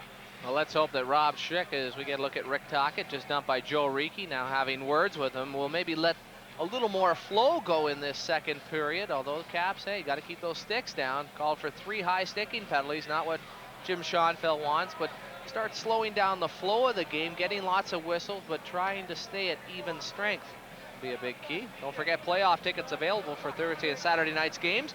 Call the Capitals office at 301-386-7080. That's, of course, games 3 and 4, the 21st and 23rd of April. Caps set a record in ticket sales during Sunday's hockey game, game number 1 here, and are looking to duplicate the feat here. Plenty of seats still available for playoff games A and B, and we hope to see you in the US Air Arena. McEachran moves in, slides it across for Brown, and Brown carried to the boards. Brown and one of the Capitals tied up way behind the play. Washington in the offensive zone. Johansson deals it in front. Burridge sweeps the backhander, and Barrasso makes the save. Calle Johansson down, coming out of the corner. I think Rick Tocchet might have caught him with a high stick. Johansson down in a heap. And as I look over at Jim Schoenfeld, he's almost on the ice here now, and Johansson is still down in a great deal of trouble. Looks to be favoring his mouth area as he was hit with a high stick. Well, this is going to be big right here. Schick obviously not seeing that. No whistle, so we'll hope that one of the linesmen might have caught a hold of it. Out with the towel, no doubt about it that he's cut right there. And as we looked at Johansson falling at the circle, the closest player was Rick Tocchet. I did not see the high stick, so hopefully we'll have a replay of that. Caps can ill afford to lose another defenseman after losing the services of Sylvain Cote in game 1 with a fractured orbital bone, and the word is he's going to be gone for 3 weeks. Incredible the amount of high sticking we've seen so far in this hockey game. As we get a look at Johansson looking to put that puck to the front of the net. There's Tocchet coming in. Johansson will then release out of the corner. That replay. Oh, there it is. And there it is. Rick Tocchet trying to put a hook on him, catches him up high. Nobody sees it, so there'll be no penalty here. So tough break right there for the Capitals.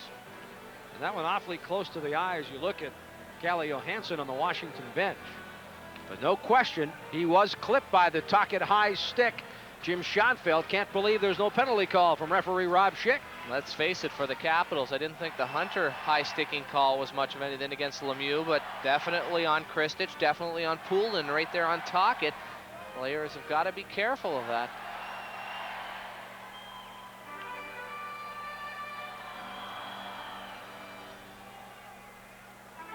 Mario Lemieux and Dale Hunter will take this face-off. Lemieux wins the draw. Unable to keep it in at the line. Now Samuelson Bounces one wide of Byron Defoe, who leaves it there for Slaney. John Slaney deals ahead for Poulin. Centering pass. This is Kelly Miller. First across the line with Dale Hunter. On the right wing, Miller rolls it behind the net. Hunter turned around by Samuelson, who now makes the play, but Poulin picks it up left wing board. Slaney back to Poulin. Hunter creating traffic in front of Barrasso. Out of the zone, this is Lemieux. Lemieux, that long reach, tried to get by the Capital forward, Kelly Miller. Here's Hatcher with a shot that's knocked down in front of Barrasso, and then the zone cleared by Thomas Sandstrom. Jim Schonfeld on the Caps bench. His team trailing by 1 goal. We'll be back.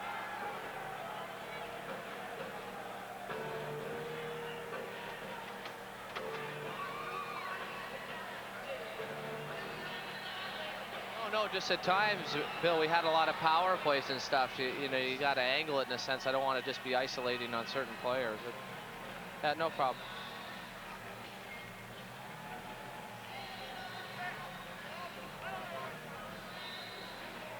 You gonna come back with something? Yeah. Elvis. This is the new Elvis impersonator. Do you want a player for that, or what are you gonna say? Right? No, I just about Taglianetti. Oh, okay. Huh, will not return. What did you go to the hospital for? You called it a throat scan.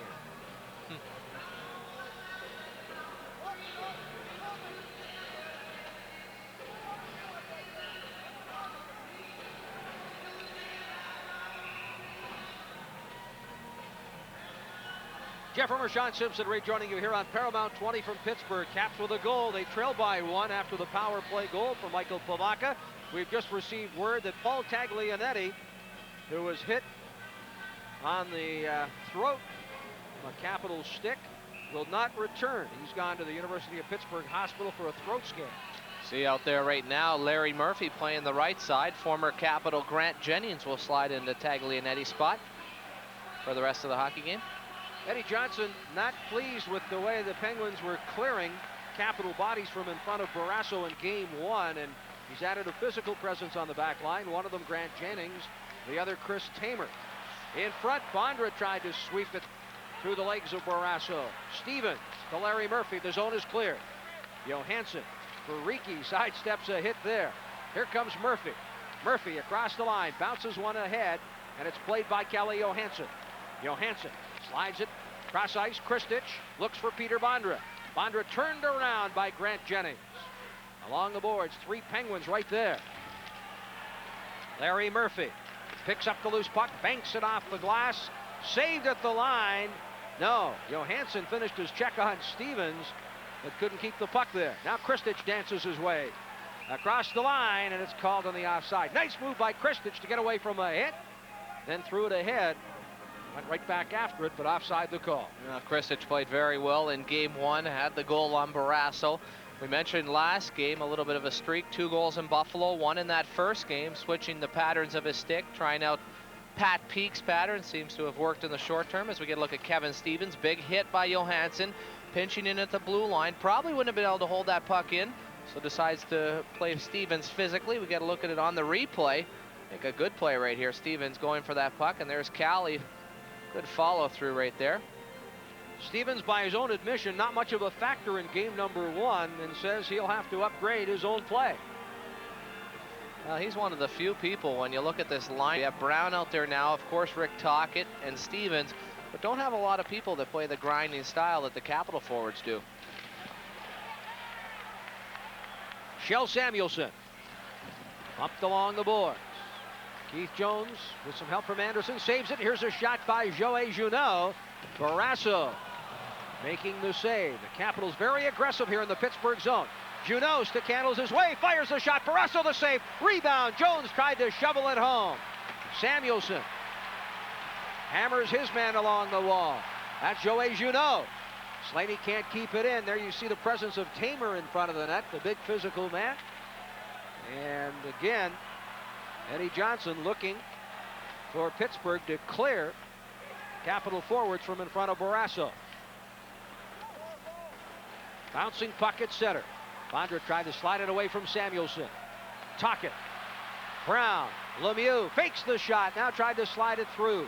Good play there by John Slaney, not fooled by big number 66 of Pittsburgh, and he's cleared the zone. Here comes Pittsburgh again. Lemieux off the skate of Slaney, picked up by Joey Junot with Peter Bondra on the right wing. Dumps to the open corner. Bondra hustles after it. Barrasso plays it off the boards. This is Greg Brown out of the zone. Backhands it, but right to Kevin Hatcher. On the turnover, Hatcher to Bondra. Bondra slides it ahead here for Hunter, left wing. Dale Hunter held off by Greg Brown. Yager turned around by Peter Bondra. Bondra makes the play. Right back to Hunter. Hunter, the shot from the point by Kalle Johansson sails wide, and the zone is cleared by Mario Lemieux. Icing is waved off. Hatcher back to play for the Capitals. He sends it around the boards as he was hit. This is Grant Jennings. Picks up the loose puck in the Pittsburgh zone. Connor Walchuk and Jennings battle. Capitals come up with it. Mike Ridley. Ridley deals to the point. Hatcher with a low wrist shot. Bounces wide of the net. Ridley hit there by Murphy. Connor Walchuk to Poulin. Dave Poulin turned around on the play. Still gets it to Mike Ridley. Ridley out of the corner. In front looking for Connor Walchuk. Tied up by Yager. Still makes the play to Poulin behind the net. He tried to throw it in front again. Denied by Larry Murphy. Poulin once more. Connor Walchuk fans. Here's Hatcher off the point. Deals to Johansson. Johansson away from Yager. Johansson slides across to Ridley, and he fired it wide, partially fanning on his shot from point-blank range. Penguins clear the zone. All kinds of pressure from the Capitals. I'll tell you, Capitals responding from that power play goal. All of a sudden, they're the ones taking it to the Penguins. On the turnover, Stevens for Francis. Saved by Samuelson. Back to Francis Defoe. Denying the Pittsburgh forward. Caps Hatcher clears away from Samuelson, and all the way down it'll be played by Barrasso. 13:40 left to go, second period. A one-goal hockey game here in Game 2. Touched up there by Ricci. Sean Anderson. On the turnover, loses to Francis to Stevens in the corner. Throws it in front. Samuelson can't make the play. Icing's waved off, and the puck back in the Pittsburgh end. Almost costly to the Capitals. Ricci going back on that last play, Jeff, thought it was going to be icing. Didn't open himself up to play the puck, just to touch it up quick. Penguins steal, but the Caps able to recover. Stevens from McEachran off his skate. Kristich steps away from a hit. Shell Samuelson with 13 minutes remaining. Clears the zone. Here come the Caps again. Left wing Junot away from Doug Brown. Kristich camped in front. This is Bondra, right circle, off the glove of Barrasso. Played by McEachran, the length of the ice, with the Capitals applying all kinds of pressure. An icing call against Pittsburgh as it's touched up by Joe Ricci. 12:44 remaining, second period here on Paramount 20.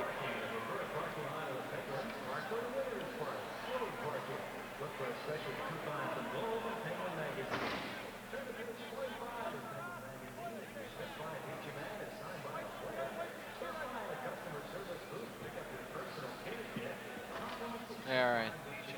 What do you say? No problem. That'd be great. What are we doing? Yeah. No problem.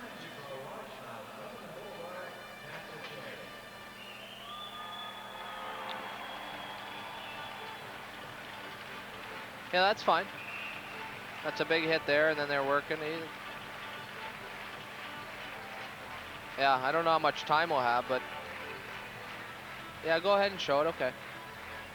Keep your eye on the play, though, Bill. If something's going on close to the net, all right, come back to it.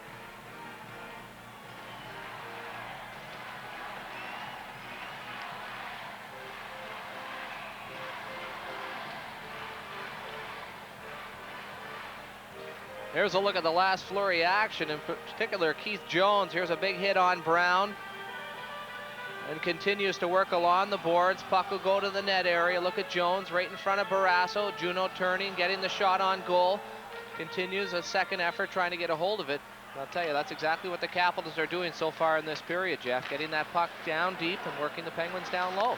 Much as they were in Game 1 here on Sunday night, the Capitals in period 1 tonight.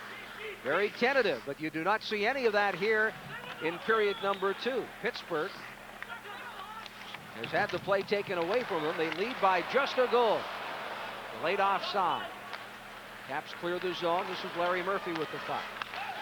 Murphy slides it across for Tamer, off the stick of Brown, and right up into the Washington bench. Of course, you look at this Pittsburgh lineup, Jeff, have to give so much respect to the offensive talent. But Eddie Johnson's team, and you look at past winners of the Penguins, and I don't think they have the character up front that they used to have. The Bob Erie's, the Troy Loney's, the Phil Borks, the guys that play the physical style on the boards and made this such a versatile team. And that's why in the 2 hockey games, we've seen the same thing. When it's a wide open style, the Penguins are dominating. But when it turns to a tight checking style, it's the Capitals that are doing it. Well, that's an interesting point, and if I could just add a question to that, Loney, Erie, and Bork all are products of the Pittsburgh farm system, and all 3 of them played in Baltimore. Is there a significance? Well, not a significance there, but I'll tell you one thing about that, exactly that point. They came through the system. They were here in Pittsburgh, Jeff, when the times were bad, when there weren't the big crowds, there wasn't a great team. They came up through the American Hockey League. And I think in a lot of ways, that's how you build character. You don't see as much of that here in the Pittsburgh lineup. I still say there's got to be something about playing in Baltimore. The old skipjacks. Playing in Maryland. Hope nobody watching me is judging me my career in Baltimore. That's where you learned all that great character that you carry. Yeah. They always told you were a character, didn't they? You only play 5 out of 80 games. You got to be somewhat of a character. There's all that leadership on the bench. Yeah. Play underway in the Pittsburgh zone. Samuelson deals for Yager. Yager slides it ahead for Sandstrom, tied up on the play by Kevin Hatcher. And again, Hatcher, not unlike game 1, logging a great deal of ice time. And certainly the fact that Sylvain Cote is not in the lineup, not likely to be in the lineup for some time. Hatcher is going to step up his game even more. Hatcher played 12 minutes in that first period, by the way. Here's Lemieux. Lemieux fires a shot. Defoe holding his ground and not giving Lemieux much of an angle on that one. Hatcher away from Yager, chased by Sandstrom. Hit along the board. This is Slaney with the puck. Slaney bounces one in, and this is Barrasso who will play for Tamer. Tamer, the Cleveland Lumberjack, called up late in the season. Did not play game 1, but will see plenty of ice time tonight, and doubly so in the absence now of Taglianetti, reportedly gone for the rest of the hockey game. Penguins now have actually 5 or 6 extras. Cleveland's been eliminated from the playoffs in the International League. Off a skate. This is Larry Murphy. Oh, on the turnover, Randy Burridge sent it towards the net. Another save by Barrasso. Loose puck picked up by Junot. He'll pick it up in the corner. Away from Larry Murphy. Throws it cross ice. Ricci off the point. Away from Mullen. Francis tries to clear the zone. Good play there by Ricci to save it. And again, the Capitals with all kinds of pressure in the Pittsburgh zone. Almost a costly turnover. Johansson shot sails wide. Off the side of the net, Barrasso will hold on. And the Capitals carrying the play to Pittsburgh here in period 2.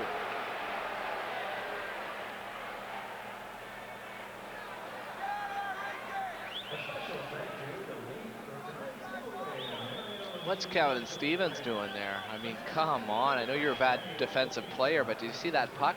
How could you go? You know, if you're not pressured, you're on your forehand. How can you not get that puck out? Oh, my God. That's just not caring right there, I'll tell you. You know, I'm not saying he's not the same player. No, but I'm just saying that's a bad play. I'd be concerned if I was a Penguins so far. Look at the shots on goal now, 20-14. Hang on. Game summary, you want to write it down?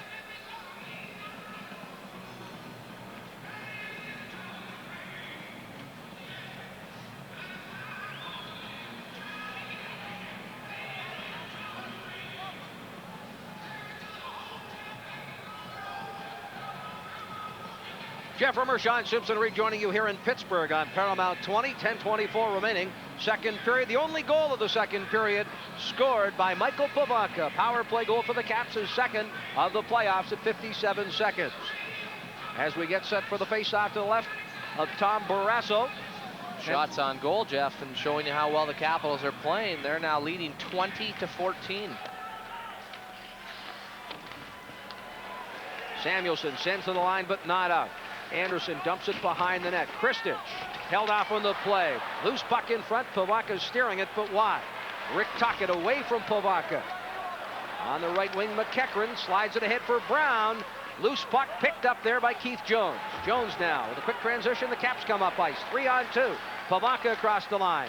Pavonka with Jones going to the net. Kicked aside by Barrasso. Penguins come back. Tied up Jones and Samuelson. And it's a tripping penalty here. So it's going to go on Samuelson right here. Capitals back onto the power play. Keith Jones now the second penalty he's drawn in the hockey game simply by hustling. So I'll tell you, if I was the Penguins at this point, maybe you're getting a little concerned. You could hear some boos from the fans on that last break. Shots on goal now 21-14 in favor of the Capitals. Now a great opportunity to tie this hockey game going back on the power play. First penalty of the second period is, you suspected, Rob Schick throwing his whistle away, or at least putting it away for part of the second period. But Samuelson gets the gate for tripping, and the Capitals, who cashed in on their last power play opportunity, with another chance here to tie up the hockey game. Well, let's face it, if you're the Capitals, you want those power plays, Jeff, but I think the less penalties that are called, the more flow to the hockey game, in the sense the 5-on-5 is going to benefit the Capitals, and we've seen that in the first half of this second period. They've dominated the Penguins. 8-1 in the second period. The shots on goal favoring Washington. As you got to look at Martin Straka. Have we seen him here tonight? I've not seen much of Martin Straka. Disappointing in game one. And on that last line, we saw Brown now playing a little bit of center ice along with Tocchet. So Eddie Johnson trying to put a more of a grinder lineup as we see that shot on goal there. Samuelson, and maybe a little dive by Jones, but that's the type of guy Keith Jones is. He'll do whatever he has to do, whether it be talking, working hard along the boards to try to benefit his team. Or benefit himself. He needs a little PR. He'll do that too. Yeah, if you're going to talk on the ice, you might as well continue talking after. And indeed he does. Eddie Johnson, former general manager of the Penguins, went on to Hartford, now has returned. Or he built the Penguins via Hartford. Interestingly enough, in the Craig Patrick era here in Pittsburgh, only 3 players remain: Stevens, Barrasso, and Lemieux. Up ice, Johansson drives it wide of the net. Barrasso can't trap it. Comes to the point. Slaney out there with Johansson. Hatcher has seen all kinds of ice time in the second period. Off for well-deserved rest here. Francis, through an opening between the backliners, sends it the length of the ice. Not much work for Byron Dafoe. Surprise starter for game 2. The rookie netminder making his first playoff appearance as the Caps come up ice with 1:20 left on the power play. Joey Junot, Hunter looks to the cross slot, and Pavonka could not fire it home. Joey Junot, right wing boards, down low Hunter. He and Pavonka camped on the edge of the crease. Slaney pinching in. Slaney slides it across. Joey Junot. Wrist shot sails high and wide. Hunter and Barrasso tie up in front. There's a cross check on Slaney by the Pittsburgh defender. No penalty. Hunter still camped on the edge of the crease. Murphy with a hand on him. Joey Junot's got it. Right circle. Junot, Pavonka. Pavonka deals to the point. Johansson with a drive. Locked in front as Jennings went down. McEachran tried to slide it away from Slaney. Hammers the Capital right in front of the Pittsburgh bench. Now, up ice. Michael Pavonka, top of the circle, sails it high on the glove side. Hatcher chops it ahead for Pavonka, and it's drilled down the ice by Samuelson. Goes off of Johansson into the Capitals bench. Dale Hunter on that last sequence, a little slow going to the bench. Calle Johansson's shot, no cut, but you can see him grabbing the right cheek as that puck was coming into the slot. It was deflected up high, and Dale bending over caught him in the face area. No problem, but great work by that power play, continuing to move the puck around. Best scoring chance, Pavonka wide open, but a good play by Sandstrom coming back, getting a hold of his stick, and really neutralizing a shot on goal. There's that last hit in front of the bench. McEachran following in. Hit on Slaney. 15 seconds left of the Capitals power play. Hatcher, Burritt, Ridley there on the edge of the crease. Shot from the point, sails wide. Off the point, Johansson. Kicked ahead, Randy Burridge keeping it in. Burridge with a low shot, pad save. Rebound, swept away out of the zone, Samuelson. Here's a clearing pass. Walking in, Tocchet rolls off his stick, and it's poked to the line. Lemieux from a sharp angle, high and wide of Dafoe. Tamer's shot sticked aside by Byron Dafoe. Keems at full strength, 7:32 remaining. Stevens to Lemieux, off his stick. Mike Ridley up ice, 2-on-2. Jumping up with the play and is Hatcher. It's a 3-on-2 for Washington. Ridley to Hatcher. Hatcher back to Ridley. Ridley tried to throw it back in front of the net. Ridley, Hatcher. Piled up by Yager. 3 Penguins, in fact, on the Capitals defender.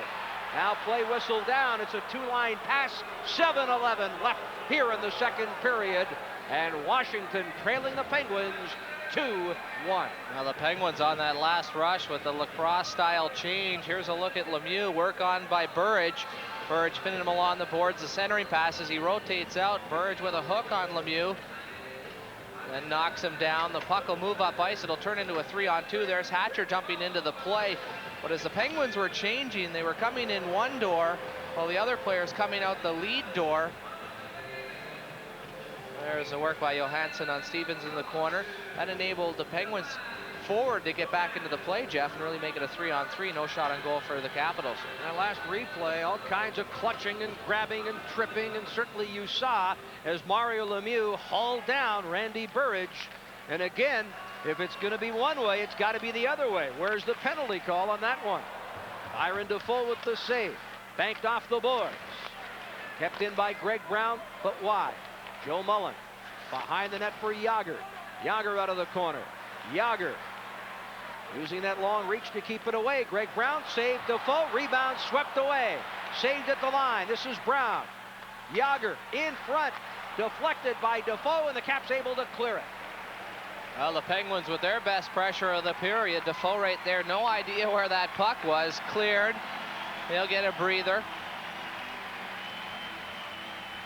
As the Penguins starting to put on a little pressure, a newly formed line. Martin Straka along with Joey Mullen and Jarmo Jagr. A look at the Capitals bench. Keith Delaney on the left. Jim Schonfeld on the right. Byron Defoe not tested as much as he was early. In fact, in the last 28 minutes of the hockey game, as we get a look at this replay and the shot on Defoe, the blocker pad save from behind the net, the angle there. The Capitals have outshot Pittsburgh 21-9. Again, that's in the last 28 minutes of this hockey game. You look at that last save by Defoe. We couldn't see it from behind the net, but as that puck was coming in, it was dropping. You heard a little moan from the crowd. Actually missed it with his blocker, Jeff. Caught it with his pad and then played it into the corner. On the Giant Food Out-of-Town scoreboard, New Jersey Devils playing at home in the second period, leading the visitors from Buffalo 1-0. Stephane Richer, his first of the playoffs. Samuelson sends one wide of the net. Dave Poulin clears before he was hit. Doug Brown back to play, the ex-Devil and player for Coach Jim Schonfeld while he was in New Jersey. Joey Junot away from Francis. Riki on the backhand finds Keith Jones on the right wing. Jones centering pass, knocked down by Pivonka. Pivonka first across the line, no, poked off his stick. Loose puck, swept up there by Junot. Deals it on the right wing. Pivonka for Jones, hammers his man. This is Samuelson. Shell Samuelson behind Barrasso. 5:55 left to go, second period. Only goal of the second. A Caps power play goal inside the first minute by Michael Pivonka. Riki is hit. And then driven to the ice there by Kevin Stevens, and there's going to be a cross-checking penalty right there. Roughing will be the call. You could have called it cross-checking, roughing, whatever. Stevens gets the gate. The Caps with another power play.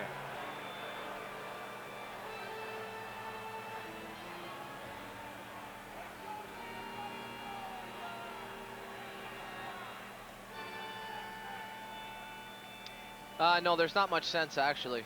Not when we're going on the power play.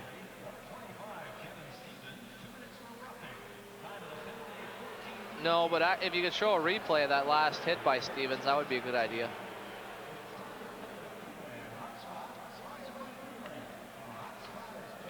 All right.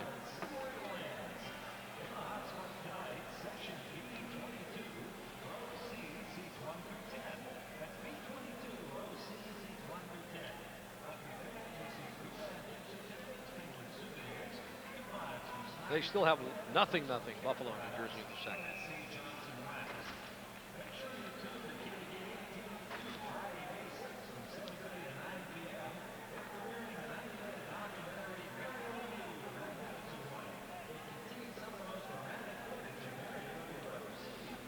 in Pittsburgh on Paramount 20. Jeff Rimmer and Sean Simpson. Look at that last penalty. Riki going in with Stevens, gets the most of them, then down on his knees, and there's that little extra shot by Stevens.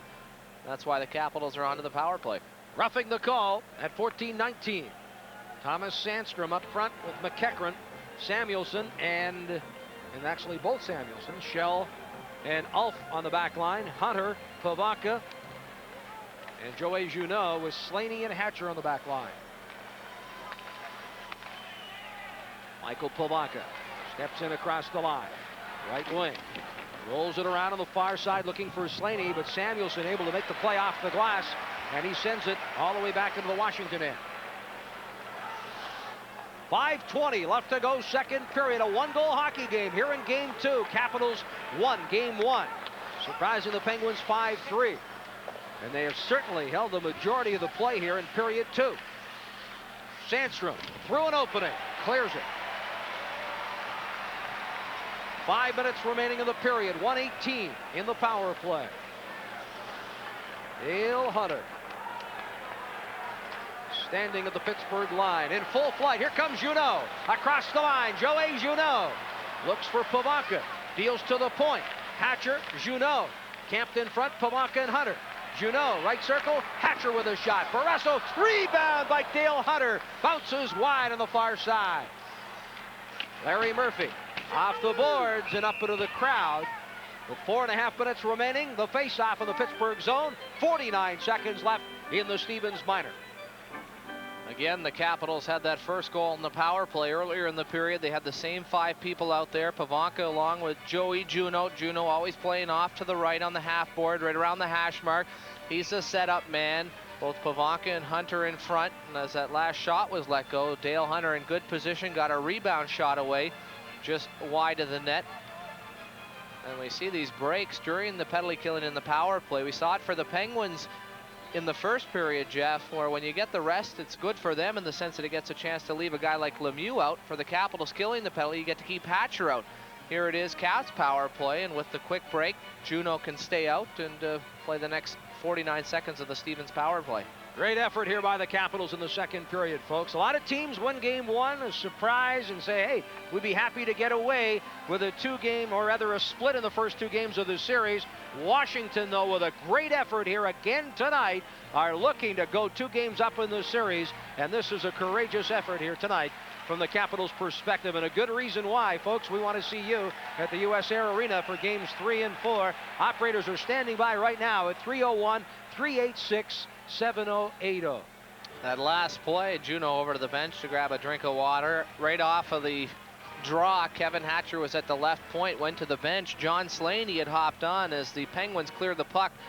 Went off of Slaney. You heard the Penguin fans looking for the too many men on the ice call, but Hatcher already had one leg over the boards. John, you made the point in the first period that the Capitals had to play well in the first 10 minutes to take the crowd out of the hockey game. They didn't do it in the first, but they're doing it here in the second. But that just goes to show the importance of the crowd. Another reason why I think the Capitals could use some support back at the US Air Arena. Absolutely. Michael Pivonka out there still up front with Junot and Dale Hunter. Caps looking for the equalizer. They've got the extra man. 39 seconds remaining in the penalty. 4:20 left to go, second period here on Paramount 20. Eddie Johnson so far in the period, like Jim Schoenfeld, trying to mix around the defensive combinations. John Slaney has played a very strong game, had a one-on-one with Lemieux earlier in the period, did a great job, took the puck from him. Ron Francis kicks it ahead. Calle Johansson on the back line now with Slaney. Slaney, by the way, in game 1 played 22 minutes in the hockey game, a lot more than he's used to. Joey Junot first across the line. Pivonka darts to the net. Junot stick handles, then finds Pivonka along the right wing boards. Centering pass. Hunter deals to Johansson. The pass for Junot. Junot goes to the net. Barrasso the save. Junot scoops right back with the rebound. Throws it in front. Hunter, Pivonka, Slaney. Traffic in front of Barrasso. The one-timer by Junot sails wide. Dale Hunter held off by Shell Samuelson. Hustling there as Junot couldn't control the bouncing puck, and the Penguins slide it down. Calle Johansson. Riki. Touch pass there for Kelly Miller. Miller away from the pack. Deals it on the right wing for Ridley. The save, Barrasso. Rebound played by Rick Tocchet and out of the zone. Pittsburgh has killed off the penalty, but the Caps certainly not from a lack of effort. Great effort there, in fact, by Barrasso to keep this a one-goal game favoring Pittsburgh. Miller off of that last rush, driving to the net. Barrasso upset, actually kicking him with his own pad and skate, kicking the back of the leg of Miller. And undetected by referee Rob Schick. The play now in the Washington end. Inside 3 minutes remain, second period. Off ice, Miller slides it across for Ridley. Ridley now tried to split the defense, just rolls it ahead. Played by Samuelson. Outlet pass there, Stevens. Cross ice, Murphy. Murphy jumping up, feeds on the right wing. Straka with Tocchet and Stevens. Bounced off the boards. Played by Konowalchuk. No, he loses it in his skates. Tamer up to center, will just dump it in and then retain the back line. Hatcher can't get a stick on it. On the right wing at center. Konowalchuk for Randy Burridge. Ridden off of the play by Samuelson. Burridge, though, still with a second effort. Trying to get away from Samuelson, who gets some help from Mullen. Lead pass there for Tamer. Konowalchuk ties him up. Here's Jágr. Jágr and Straka, a couple of speedsters, but the Caps do not allow them to get into the offensive zone. Randy Burridge. Burridge turns away from Samuelson. Burridge slides it across for Slaney, who's tied up by Jágr. Here comes Pittsburgh on the transition. Pass for Samuelson, who will just dump it to the open corner before heading off after a lengthy shift. Burridge with that puck in the left corner. Jeff Slaney patting his stick on the ice, wanted that puck. By the time it came to him, he was covered, couldn't get a shot away. Burridge down the left wing. He too with a long shift here. Stops in front of the Washington bench as the puck sails over the glass and up into the crowd. 1:41 left to go, second period. Pittsburgh 2, the Capitals 1. Byron Defoe holding the ground in the fort in period 2. Tommy Barrasso, and I guess we saw it in the first game. A lot of action just down to our right, Jeff. Have a great view for it. Capitals taking over in the second period. And should the score stay 2-1, be very interesting to see how they come out in this third period. Look at Thomas Sandstrom. Acquired Marty McSorley, heading back to the Los Angeles Kings along with Jimmy Pack, bringing over Sandstrom and Sean McEachran. Interesting for the LA Kings last year, going to the finals of the Stanley Cup playoffs. In 24 games with the Kings last year, Sandstrom had 25 points. He was third among all playoff scorers, 8 goals and 25 points. As you point out in those 24 games, Sandstrom career-wise in 79 playoff games coming into this playoff series had 25 goals and 65 points. So obviously a key performer. And of course, Capital fans will remember Sandstrom for the long time. Remember that New York Ranger Hockey Club. Oh, he's played a very abrasive style, similar to that of Ulf Samuelsson in a fellow sweep. Mario Lemieux. Michael Pivonka will do the honors. Almost at the red line. Brad Jennings out on the left point, Jeff. He has been out there, and he has very much struggled so far in this period when he's played. Jennings, a former Capital farmhand, spent some time with Washington. Rick Tocchet, right wing, plays the clearing pass. Johansson there, away from Lemieux. Jennings rolls it behind the net. Ricci now without a helmet, steps into Stevens. Those two have had a battle all night long. Ricci, oh, look at Stevens come up high on Ricci. And yes, there should be a penalty call there as Lemieux touches up. And it will be a roughing penalty against Stevens, or is Schick going to send them both? No, I think it should have been Stevens. That's exactly the way it's going to go. Joe Ricci, for a minute, starting to the penalty box, circled around to grab his helmet. Again, Stevens definitely the aggressor there, but then that late hit, if we can get a look at it, certainly cost the Penguins another penalty-killing situation here. Yeah, great work by exactly.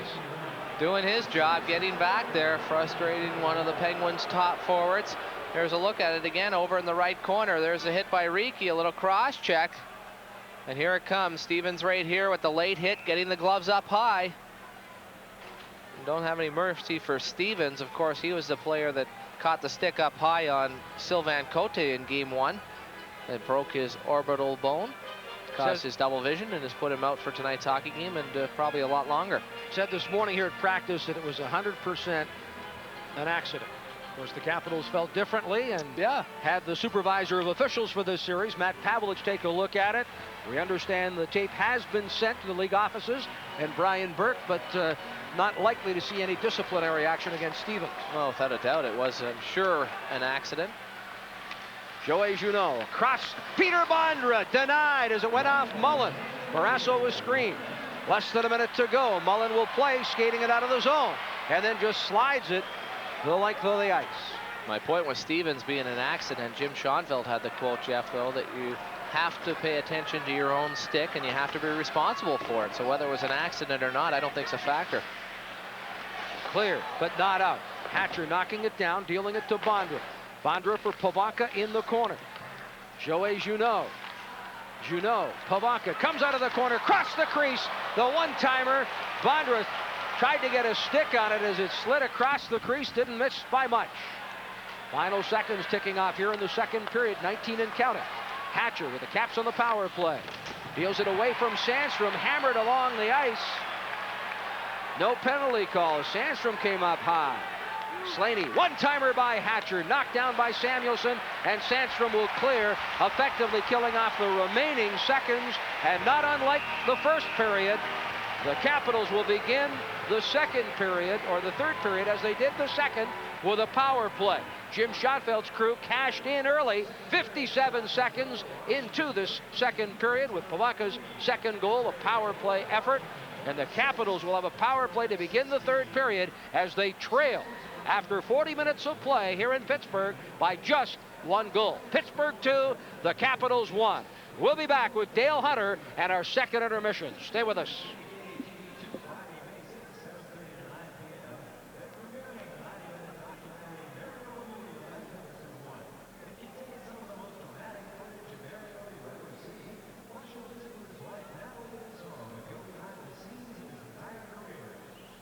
Like game one, the Capitals started playing their kind of hockey, grinding along the boards, getting the puck into the Penguin zone, and for the most part, shots on goal show it, play shows it, they dominated.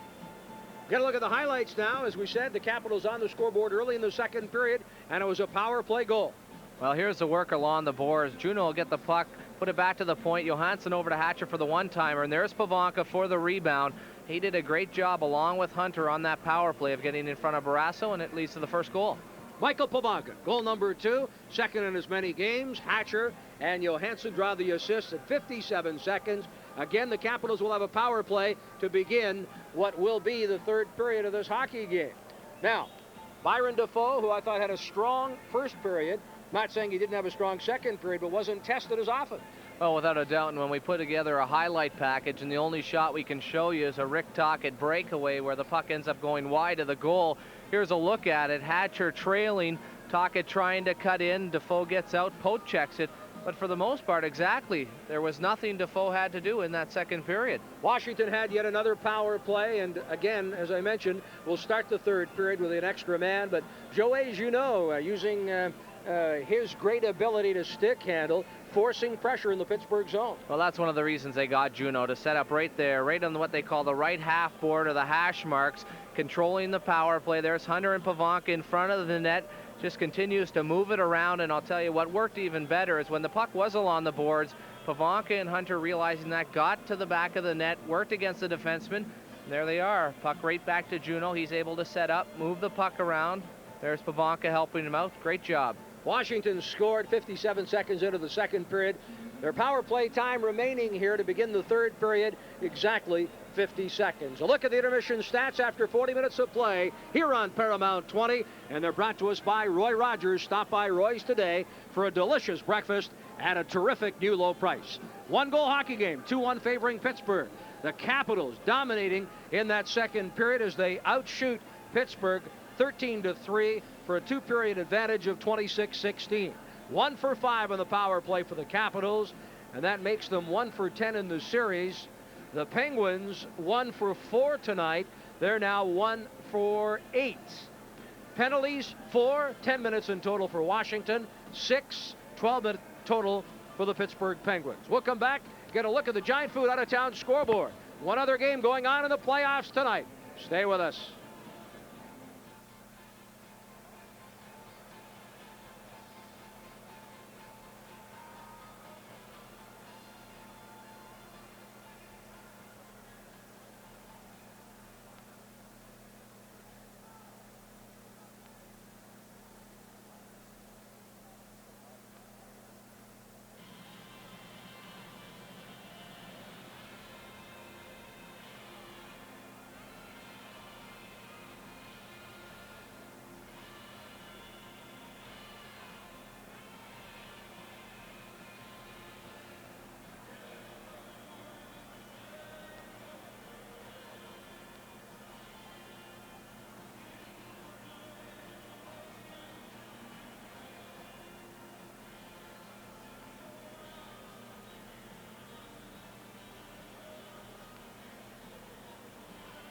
boy.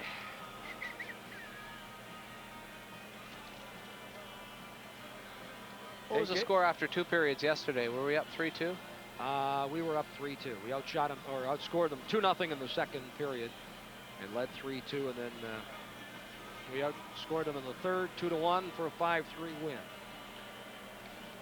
Hello to everybody tuning in on the satellite. Mr. Jones, your son says hello.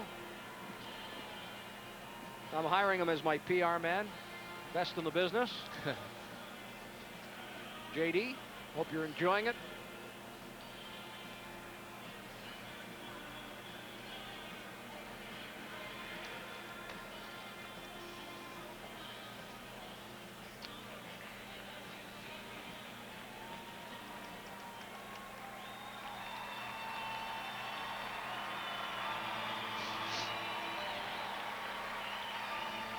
Here's another card. Whoa, I need that card. What's the out-of-town score? Still's 1-0 1-0. New Jersey. Still 1-0. Richer the goal, huh? Is that in the third period yet? Boy. End of the second.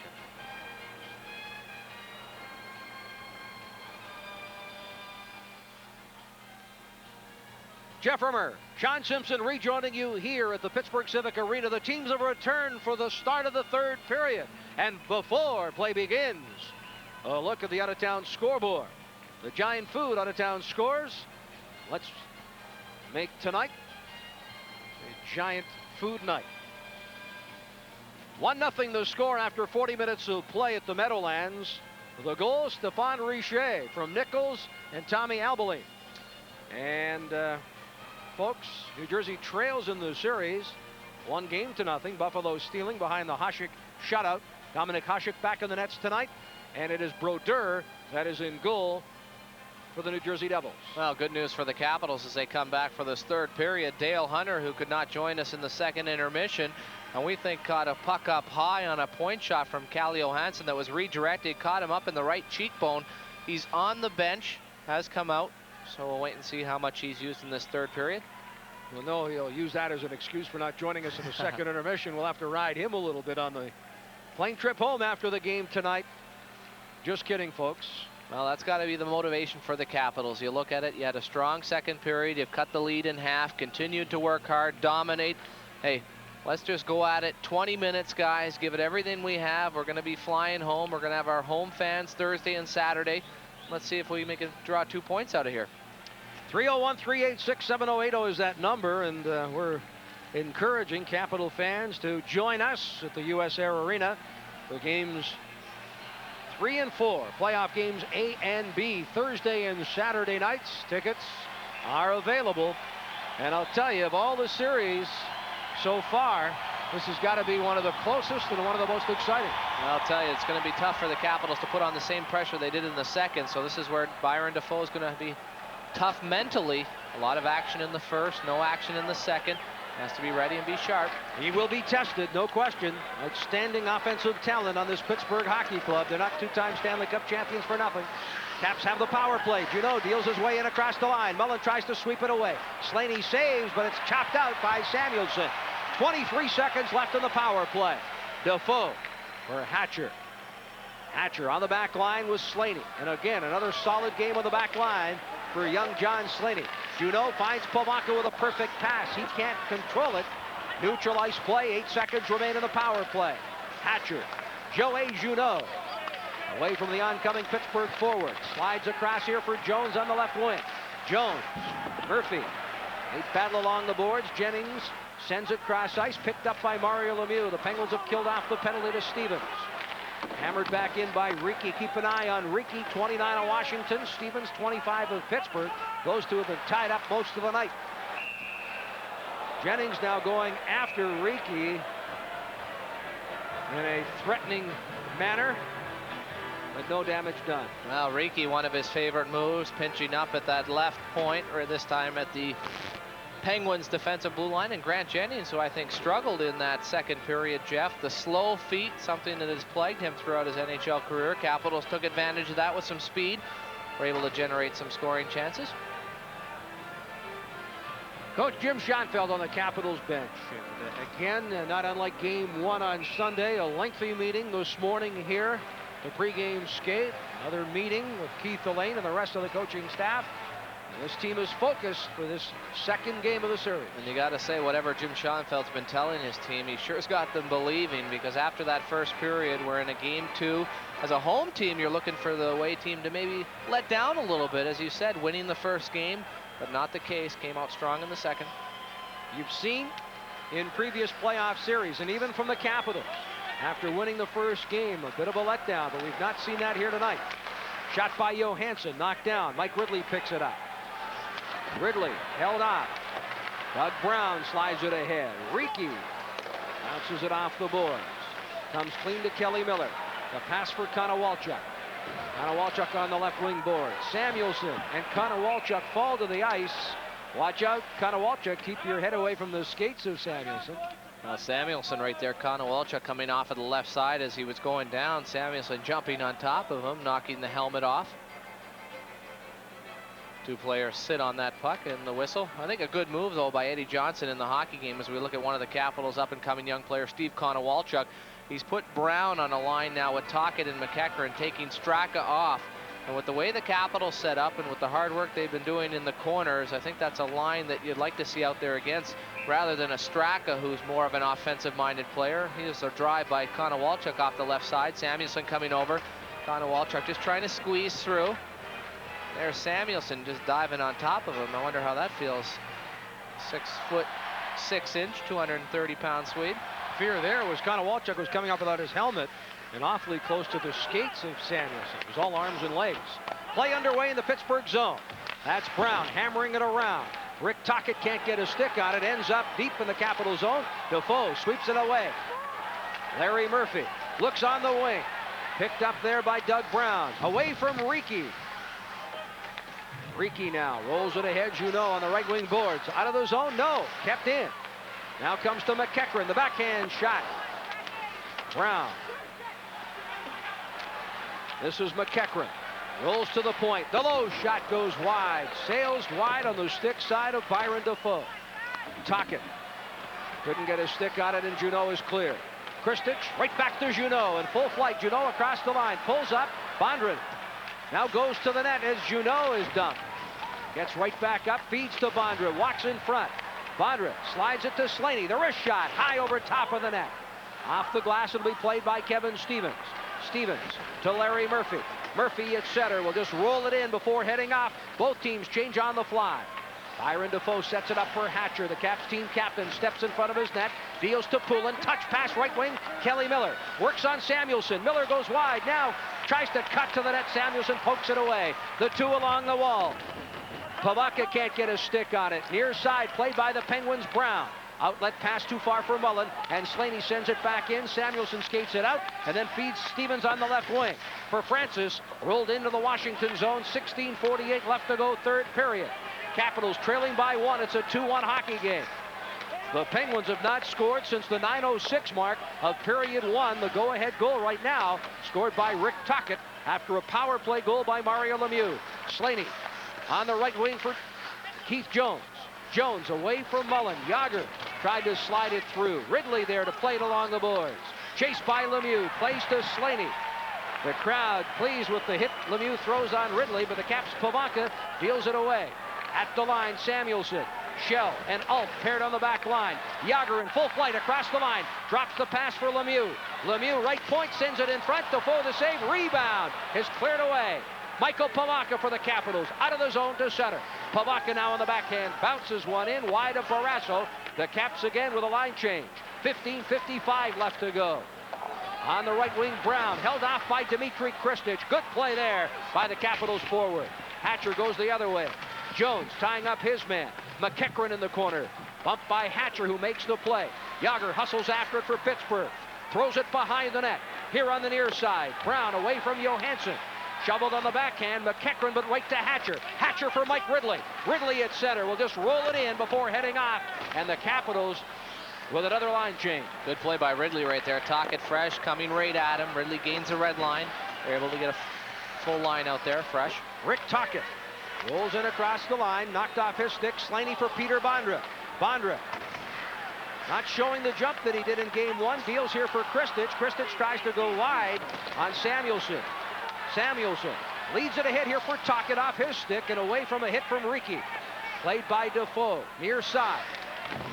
Ron Francis away from a hit from Slaney. Ricci tying up his man Tocchet. Little punch thrown there at Ricci, who again has lost his helmet. Gets cross-checked by Stevens. And what do we say? Those two again at close range. This time Ricci's going to get a penalty. Barrasso out of the net. Brown touches up. And let's see here as Rob Schick sorts this one out. Again Stevens. And his opposite number, Joe Ricci, getting tied up. 14:42 remaining. Stay tuned.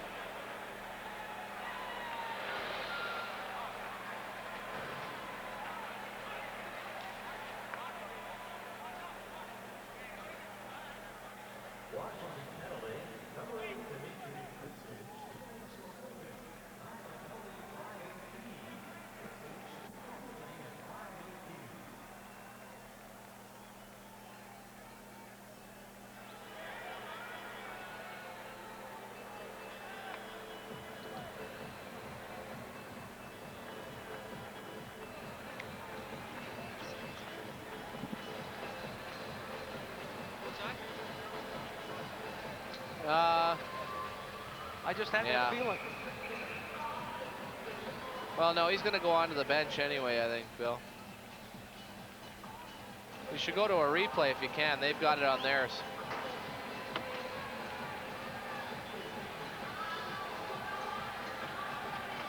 Jeff Rimmer and Sean Simpson rejoining you here on Paramount 20. A holding penalty against Dmitry Kristich. Look at that elbow. First at Kristich and then the retaliatory effort there. Well, on that last flurry, of course, Ricci with the good work against Stevens. They've been battling all night along with Tocchet. And it was Kristich who came in, offered the support, no doubt about it. Had a hold on Tocchet as they come out of the corner here. Tocchet and Stevens. And there's Kristich pulling Tocchet out of the pile. And he'll head to the penalty box. 5:18 the time of the penalty. So Pittsburgh has a power play. They've cashed in once tonight with the extra man. And it, in fact, was Mario Lemieux who pulled the trigger. Lemieux's third goal of this playoff series.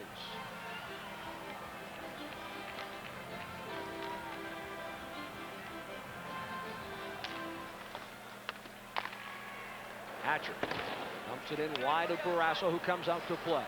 Leaves there for Francis. 14.5 minutes left to go. Third period in regulation time. 1:45 in the Kristich penalty. Defoe will play it off the boards. Murphy pinching in on the right wing. Gives it to Stevens. Ridley on the turnover will dump it the length of the ice. And again, watching the game, similar to Tom Barrasso, one of Byron Defoe's strengths is not only getting out and getting those hard around Jeffs, but also playing the puck, and that forces the offensive team to make sure that they try to dump those pucks away from the goaltender. They have not done that, Pittsburgh. Stevens turns it over to Dave Poulin. Poulin down the left wing. Dave Poulin from a sharp angle, short-handed. Barrasso makes the save and leaves there for Murphy. 1:10 left on the power play. Saved at the line by Ricci. Cross-checked by Stevens, who continues to go after Joe Ricci. Up ice Francis. Hit by Ricci. Lemieux deals to Mullen. Tipped by Stevens, but wide of Defoe. Francis tried to save at the line, couldn't do so. Sends it ahead. Ricci skates it out of the zone and then hammers it right on Barrasso. Bouncing puck. Barrasso had to be sharp there with a pad save. 13:25 left regulation time. 42 seconds of the power play. Murphy holds off Ridley. Penguins gain the zone. This is Johansson. Off the boards for Ricci. Played off the glass and out. Back to play is Jennings. Caps get some fresh legs on in this penalty killing situation. 13:08 left to go. Third period. 22 seconds on the power play. Ricci in front of Defoe will clear away from the backlander Greg Brown, and again the Penguins unable to get any kind of penetration in the offensive zone. Defoe leaves for Hatcher, hammered off the boards in the length of the ice, effectively killing off all of the remaining time. Kristich on his feet, 1 second left. He's out of the box. The Caps have successfully killed the penalty. Here's a turnover. Konowalchuk to the net. Oh, poked away by Samuelson with that long reach. Well, great defensive play right there, and exactly that, the reach. Here's a shot by Kristich, and the stick saved by Barrasso. Kristich with some good work, and the Capitals continuing to put pressure on Pittsburgh here, trailing by a goal, a face-off in the Penguin zone. Now Michael Pavanka lucky right there that he was not called on a penalty. Took the feet out from underneath of Jennings behind the net. We'll step aside. Capitals trailing by a goal, 12:19 remaining.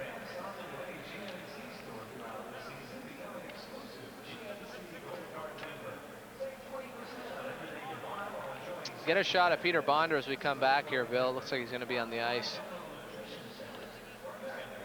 He's on the ice right now, whoever's working the camera. Have we seen a lot of Hunter here in the third period? No, he hasn't seen it. He hasn't been at a shift. Sitting on the end of the bench. Yeah.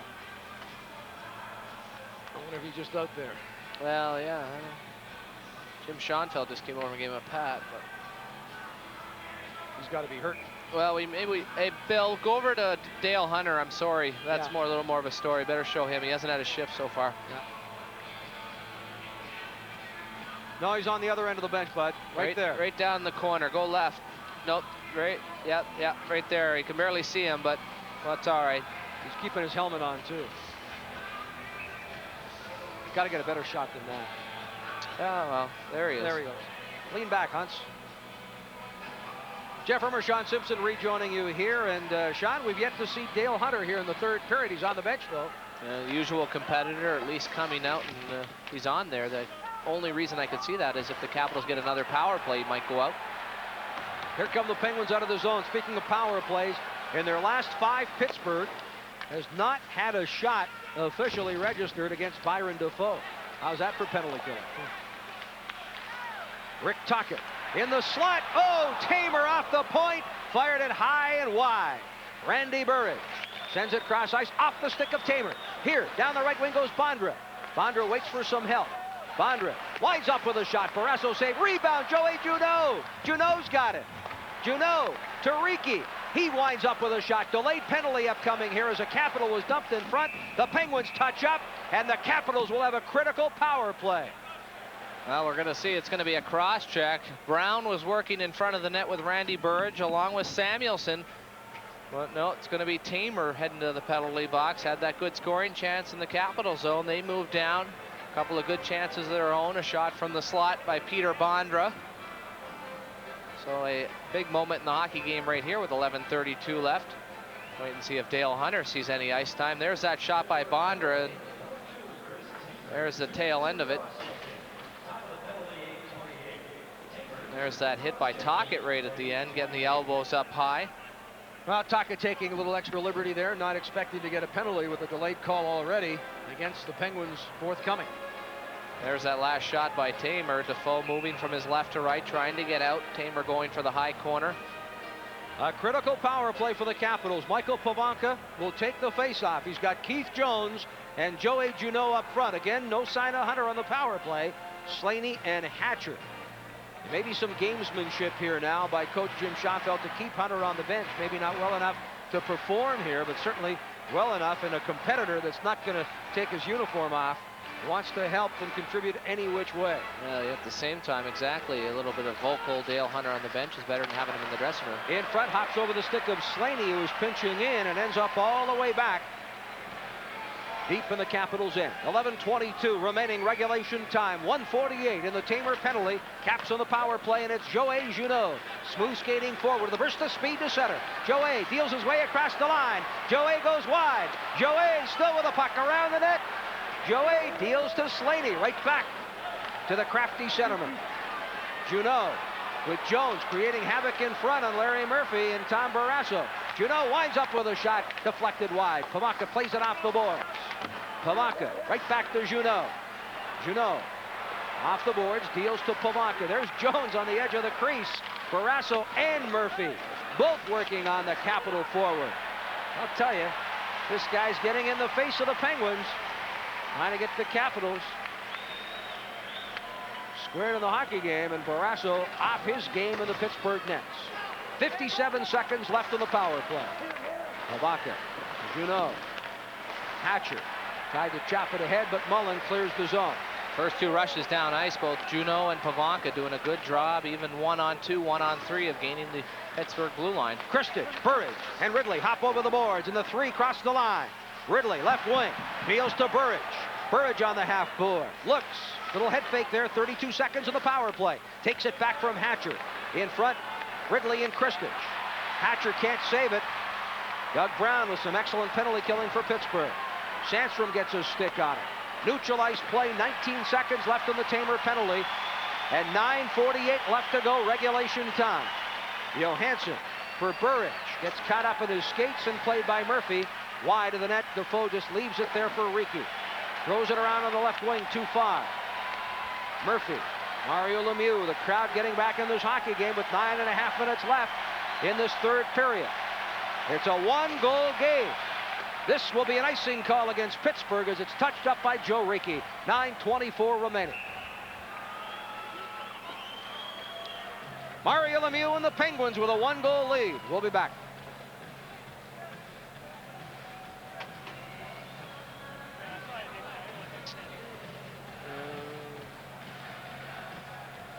If we can get a shot at Peter Bonder, that would be good. John Slaney would also be good.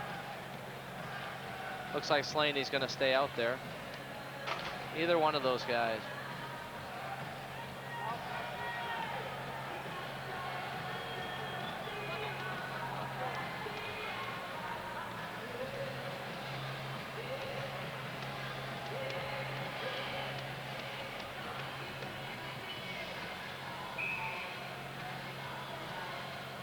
What did Slaney have when he was injured? A knee or shoulder? It was the shoulder.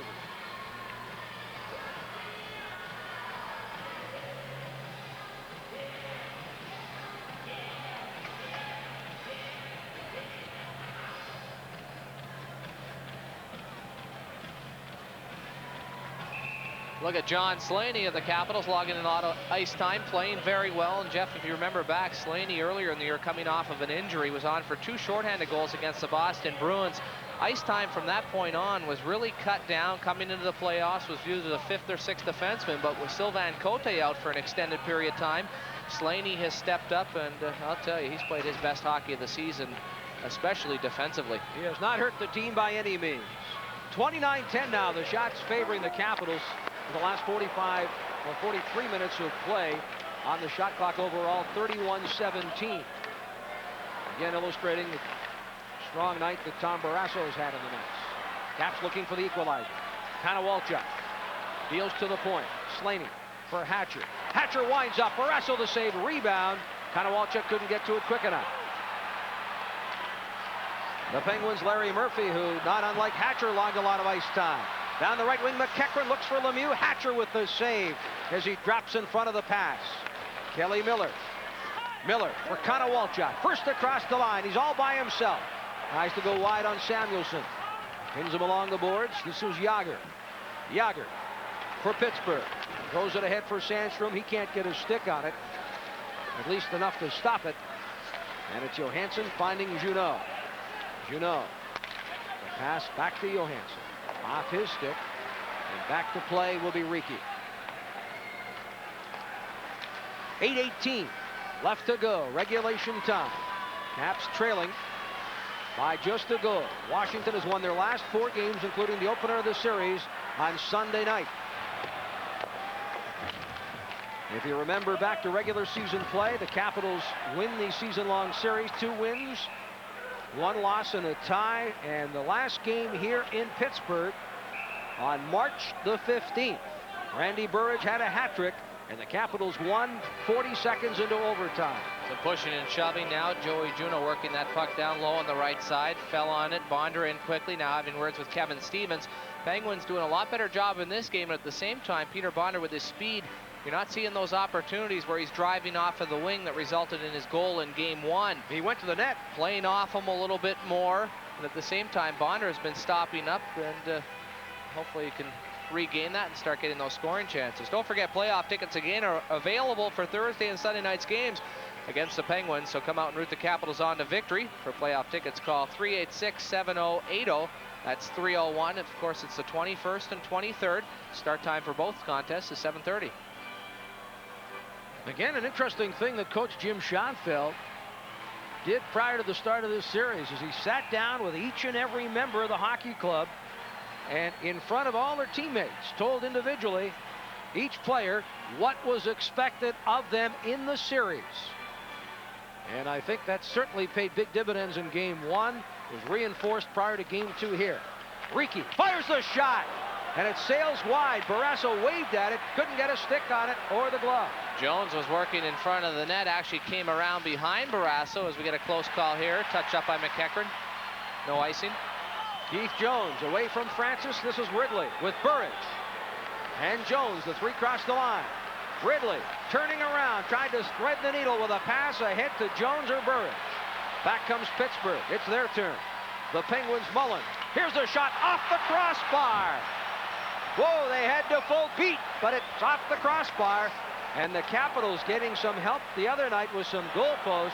Here, the help off the crossbar. There's that transition game of the Penguins, a 3-on-2. All 3 forwards caught down low. Pass to the slot. Mullen barely misses. Right off the iron.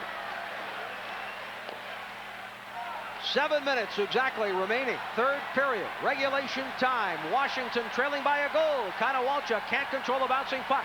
This is Larry Murphy off the board for Yager. Yager looks to Lemieux. Hatcher breaks it up. Deals it ahead on the right wing. Now Slaney jumping up. Overskates the puck at center and then throws it to the corner. Very warm day here in Pittsburgh. I'm wondering about the ice. A lot of loose pucks, a lot of bouncing pucks. Particularly here in the third period. A very warm night in Pittsburgh. Konowalchuk to Kristich across the line. Backhand shot. Barrasso gets a piece of it with that right pad. 33-17 on the shot clock, favoring Washington. They trail by a goal. 6:16 left to go. Ricci, Hatcher, right wing. Bondra's cleared the zone. Samuelson deals to Tocchet. Away from Pavanka. Played by Joe Ricci. Off the skate of Straka. Johansson picks up the loose puck. Fires it wide of the net. This is Joey Junot, and he sails one high with Barrasso going down. Behind the net, Junot tries to get a stick on the bouncing puck. This one finds the crowd. Will have a face-off to the right of Tom Barrasso. 5:48 left to go. Now Samuelson fatigued. A good play right there. Cats putting on some pressure. Great hustle by Joey Junot. As they continue to throw the Bondra, Junot, Pavanka line out there to try to tie up this hockey game. And we have to give Tommy Barrasso some credit. What a game he's played, now stopping 32 of 33 Capital shot on goal. Well, they say a goaltender's best friend, the goalpost and the crossbar. Well, there's a pass into the slot. Francis with that good quick shot beats Defoe high over the blocker. That's that transition hockey. Jones, Burridge, and Ridley all caught up ice. Penguins come through and get their best scoring chance of the period. Great hockey game here tonight. Game 2 of this Eastern Conference quarterfinal series. The Capitals win game 1 5-3. A terrific effort here again tonight in game 2. We'll step aside.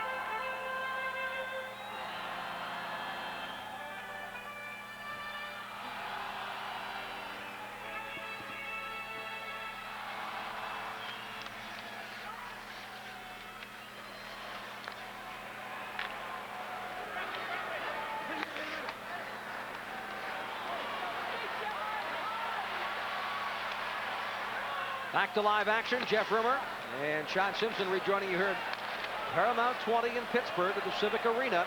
5:27 left to go. Regulation time. 2-1 hockey game. The Penguins have not scored since the 9:06 mark of the first period. But they lead. And here's Bondra across the line. Again, did not go to the net. Bondra could have beaten the Pittsburgh defender and gone to Barrasso, but chose not to. Especially when we recognize Grant Jennings. We've talked about his slow feet. That's a time where you've got to shield yourself and drive at the net somehow. And that's what made him so effective in game number 1. Well, Bonder heading to the bench, has his stick leaned over. I'm sure frustrated at himself once he saw it was Jennings was there. Looked like he had a jump, a great pass from blue line to blue line. He would have had a pretty good opportunity. As we look at Dale Hunter, has not seen a shift so far in the period. The facial area looks fine, so we can only wonder, and if it was that, I'm sure he would have been out at least on the power play as to what may be ailing Dale and keep him out of this third period. 4:57 left to go, regulation time. The Pittsburgh Penguins 2, Washington Capitals 1. Game number 2, playoff games A and B 3 and 4 in Washington Thursday and Saturday nights. Hatcher away from a hit from Stevens. Barrasso turns it aside. Picked up by Larry Murphy. Loose puck played off the boards and out of the zone. Hatcher at center for Slaney. And this pair has seen a great deal of ice time. Barrasso on the backhand. Stevens on the left wing, looks cross ice. Mullen picks up the puck. Mullen for Francis. Tried a little head fake there. Loses the puck. Defoe sends to the wall. Oh, Francis is hit there by Hatcher. Mullen comes in front. Off a skate, goes right back, and now Stevens and Jones are tied up, and I think they're both going to get the game here. Well, that's a good play right there by Jones. Stevens throughout the hockey game working with Ricky, has had a pair of penalties, and not that Keith Jones is not valuable to the Washington Capitol Hockey Club, but when you can take off a top player like Kevin Stevens, that's something you'd like to see as a Capital. Here's that last rush. Francis over. Slaney looking for the puck. Defoe comes out, plays it into the corner. Here's the big hit by Hatcher, moving in on Francis. I'll tell you, showing great stamina so far in the hockey game is Kevin Hatcher. For the amount of ice time he's logged, usually late in a hockey game, it's tough to play the physical side. And he was definitely making Ronnie Francis pay the price right there in the corner as we get a look at Kevin Stevens in the penalty box. 15:37, the time of the coincidental minor penalties to Jones and Stevens. Washington penalty, number 26, Keith Jones, for holding his stick. Pittsburgh penalty. Now an opportunity for some 4-on-4 action, and it looks like the Capitals countering with their best 2 penalty killers. It's going to be Mike Ridley along with Kelly Miller, Jagger and Lemieux out. Holding the stick, the infractions against Keith Jones. And although it's 4:23 left in the hockey game, down by 1 goal, this is an instance in the hockey game where the Capitals have to be thinking defense first with Jagger and Lemieux out there. At the same time, the 2 Penguin forwards not great defensively. Maybe chances will come for Ridley and Miller. On our Giant Food Out of Town scoreboard, New Jersey and Buffalo now tied in the third at 1-1. Buffalo leads that series, and they'll head to Buffalo for games 3 and 4 Thursday and Saturday evenings. Jagger bumped by Kelly Miller. Miller comes up with a loose puck, tries to work to the front of the net, away from Samuelson. The feed, here it comes to Hatcher. Plays called, and I believe the net's off the Marsh Pig. Indeed it is, and we'll have a face-off. Well, Capital forwards working Miller and Ridley along with the 2 Samuelson defensemen, and I think it was Shell knocking Miller into the back of the goal area. 3:58 left to go, regulation time. 1-goal game.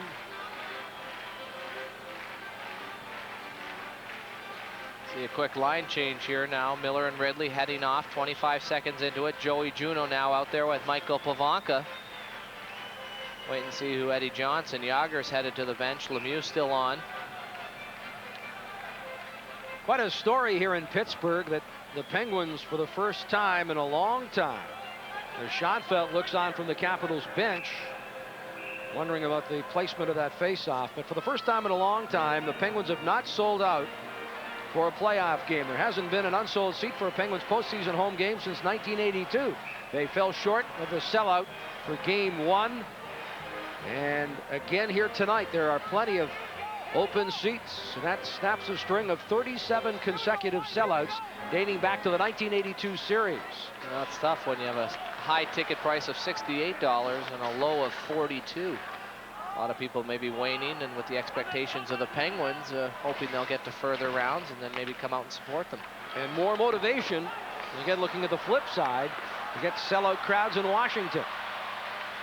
Samuelson throws to the corner. Slaney playing it behind Byron Defoe. 3:30 left to go, third period. Joey Junot for Pavanka. Minute 4 remaining in the coincidental minors. Lots of open ice. Slaney off the point. Couldn't control the bouncing puck. Hatcher, Slaney. The Capitals defenders in deep. Joey Junot played the back line with Slaney, Hatcher, and the third forward, Pavanka, way up front. Now, Juno looks to be fine, but on that last rush as he diffed the puck off, Taka came at him, caught him knee on knee. Juno looking to the referee, no call. Here comes the speedy Bondra across the line. Barrasso gets the pad on it, tried to wave the glove in front, but was able to get his pad on it. That one a pretty good shot from Peter Bondra. Bondra hustles away from Larry Murphy. Bondra, the great wheels, fires the shot, blocked by Murphy, goes right back after it, finishes his check. And now the puck played by Konowalchuk with 14 seconds left in the coincidental minors. Riki keeps it in at the line, this time hammered out by Jennings. Comes to Bondra, 2-on-2 with Konowalchuk, winds up with a shot, blocked by Larry Murphy, and on the backhand sends it up ice. Bondra trying to take a shot right there, a slap shot, too much flex on the stick, actually broke it right at the shaft and where the shaft and blade meet. Now we're going to get, looks like a penalty called here on the Penguins. Oh my, will this make an interesting 2.5 minutes of play? Actually the icing touch-up. Schick was headed over to the penalty box, jumping the gun a little there. That would have been big with 2:18 left. All set. 8-1 Washington, the shot clock favoring the Capitals in this third period. Overall, 34-17. Look at the Penguin bench, the last shot on goal. We're looking actually earlier in the game. Jaromir Jagr with a follow-up shot on to Byron Defoe. This led to the Tocchet goal. We take a look at the crease area. There's Mario Lemieux standing right in the Capitals crease when this puck goes in. No call made on it. 2:18 left to go. Third period in regulation time. The Capitals looking for the equalizer and perhaps setting up overtime. Why are you smiling? I was talking to you earlier. You predicted overtime for the game, so. I just had that premonition that the Capitals were going to tie up this hockey game after regulation time, and we said that on our walk over here to the Pittsburgh Civic Arena this afternoon. Looks like, again, we're going to have coincidental minors. I think it might be Ridley and Samuelson, but at the same time, Francis and Burridge, Schick motioning to them. Randy Burridge for the Capitals headed to the penalty box. And I'm sure there's going to be a Penguin following not far behind. Indeed, so there is. looks like for the bulk of this. Oh. There's a look at it. Burridge working along with Samuelson. And maybe Tommy Barrasso getting another call here. There's the slash right there by Burridge. And I guess Burridge being called for the trip on Samuelson, but Tommy Barrasso picking up his second minor penalty of the hockey game. I told Keith Elaine this morning that I just had this feeling we were headed to overtime, and I asked Elaine if he'd be available to us as an intermission guest. I hope he remembers if the Caps can tie it up. Well, the Capitals have done a good job so far in the game, Jeff, of crowding the Penguins' crease area. The only way they've benefited is in the fact that Tommy Barrasso has drawn a pair of penalties. This time a 4-on-4, did not score in the other power play, but on the other hand, Barrasso has been outstanding in the hockey game, stopping 33 of 34 Capital shot. Now doubled the shots on goal have the Capitals, 34-17. Mullen into the box to serve that Barrasso minor. So, unlike the last 4-on-4 where we saw Ridley and Miller start, Jim Schoenfeld's team down by a goal. Got to go right to the offense. We got Pavanka and Juno out there with Slaney and Hatcher. For the Pittsburgh Penguins, certainly no slouches offensively. Jagr and Lemieux, and the two Samuelsons on the back line. Now, if you can keep a team like Pittsburgh, particularly at home, Jeff, in the playoffs, to under 20 shots on goal, you've done your job defensively. A goal here would be momentous for the Capitals. We played excellent through most of the hockey game. Slow start, but here comes a break for the Capitals. Hatcher across the line. Hatcher winds up with a shot. Barrasso the save, the rebound swept away. Back now come the Penguins. It's a 2-on-1. Samuelson waits for some help, gives to Yager, and Yager held up by Hatcher. How about the play of Hatcher at one end, getting the Capitals going, and then comes back to make the defensive play. Here's Joey Junot circling left wing, deals it in front. Nobody there for the Capitals. Penguins skated away. 1:26 remaining. Regulation time. It's a 2-1 hockey game. Look for the Capitals on the next rush if they gain the zone. Defoe heading to the bench, putting on that fifth attacker. Calle Johansson, Anderson, Ridley. Ridley winds up. His shot was blocked. Defoe out of the net. 6 attackers for the Capitals. Peter Bondra with the puck at center. Bondra trying to go into the zone, but Ridley was tied up with Jennings, slowed him up from getting onside. Here comes Bondra, deals it cross ice. The shot towards the net sails wide. Hammered. And now Francis will try to get it away. Skated away. Rick Tuckett, right wing. He's turned around at the line. Hammered by Jones along the boards. Played by the Capitals. Slaney for Keith Jones, and he's slashed by Rick Tuckett behind the play. Jones was slashed on the ankle from behind. Now Jones to the net, blocked in front, rebound swept wide. Ridley tried to move it in. The net's off the marsh pegs. No further play. 31 and 4/10 seconds remaining. Well, again, great pressure by the Capitals, and smart play by Ulf Samuelsson right here. Tuckett with the retaliation. Jones might have had a call of his own. He came over and leveled Tuckett. He's down, whether or not he's just tired. Tuckett's bent over. But Ulf Samuelsson, with the Caps putting on some pressure, used Jones, pushed him against the post, and stopped the play. So a big draw coming up here in a time in the hockey game. The Caps would love to have Dale Hunter. Oh. There's Eddie Johnson, the coach of the Penguins. Rick Tocchet, obviously, in a great deal of difficulty on the bench. But there is no question that after the hard hit along the near boards, the retaliation by Tocchet on Jones. There's that last rush, the shot by Hatcher. Juneau looking for the rebound. Penguins clear, and again, Hatcher's stamina in the hockey game, and another rush, the quick pass. Jones with the initial shot, then the rebound ends up going wide. And there's Samuelsson working with Jones, shielding him away from Barrasso and pushing him in and knocking him into the net. Good hustle by Bondra right there to take the legs from Tocchet. And there's that hit by Jones, and then the turnaround retaliation slash as the play came up ice. We'll not get a look at it, but I'll tell you, the stamina of Kevin Hatcher, Jeff, and I guess when you're playing in the offensive zone as much as the Caps have the last 2 periods, many times as a player, psychologically, you don't feel the fatigue. And he's just been up and down in the ice and has just played an incredible game along with the rest of the Capitals defensively. Again, with the Capitals missing Sylvain Cote, Jim Schoenfeld says, without question, the players would agree. The team's MVP, he's out with that orbital injury, injured in game 1 after being hit by the stick of Kevin Stevens. Hatcher, Slaney, Sean Anderson, Calle Johansson, Joe Ricci have all stepped up. We've not seen much of Todd Nelson in this hockey game, but the other 5 rear guards have seen all kinds of ice time, and I see now where Sean Anderson, one of the offensive defensemen on this hockey club, is out there now.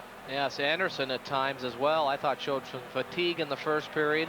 Ice time a little more sparingly as Schoenfeld went to really 4 defensemen. Now late in the hockey game, because he is good offensively and he has the fresh legs, Anderson might get an opportunity. There'll be 6 attackers in the offensive zone against that man, Tom Barrasso, in the Pittsburgh net.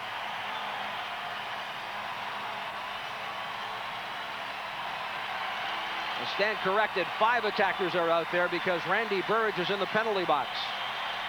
So it's 5 skaters on 4. Burridge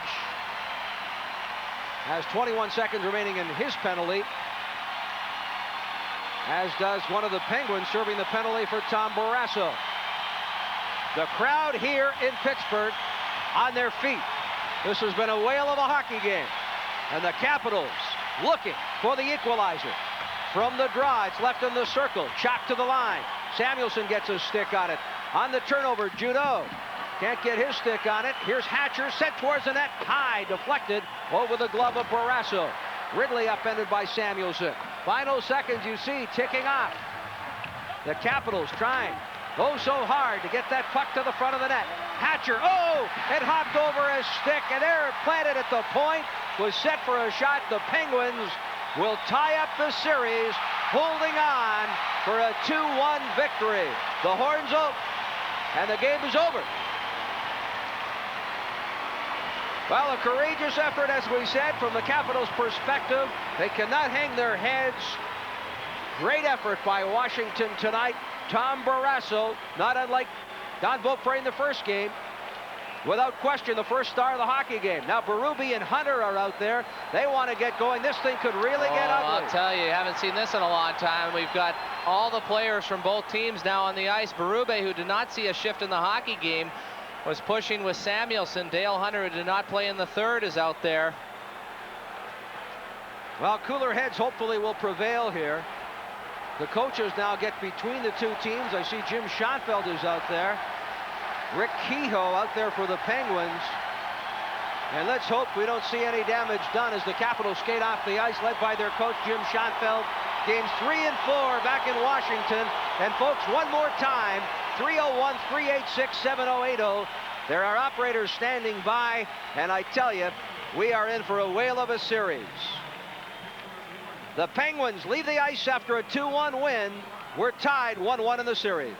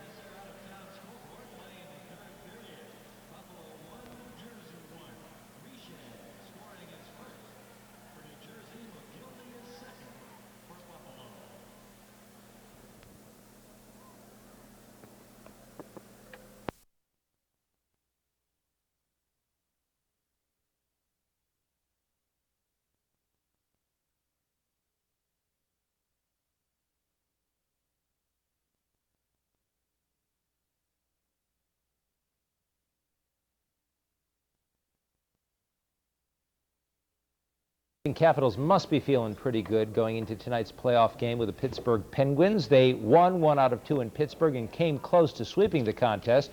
But the Caps do have a growing problem on their hands, injuries. Let's go live to Frank Herzog now out at the US Air Arena with a very special guest. Frank? The head coach, Jim Schoenfeld, has joined us here, and Chris mentioned the problem.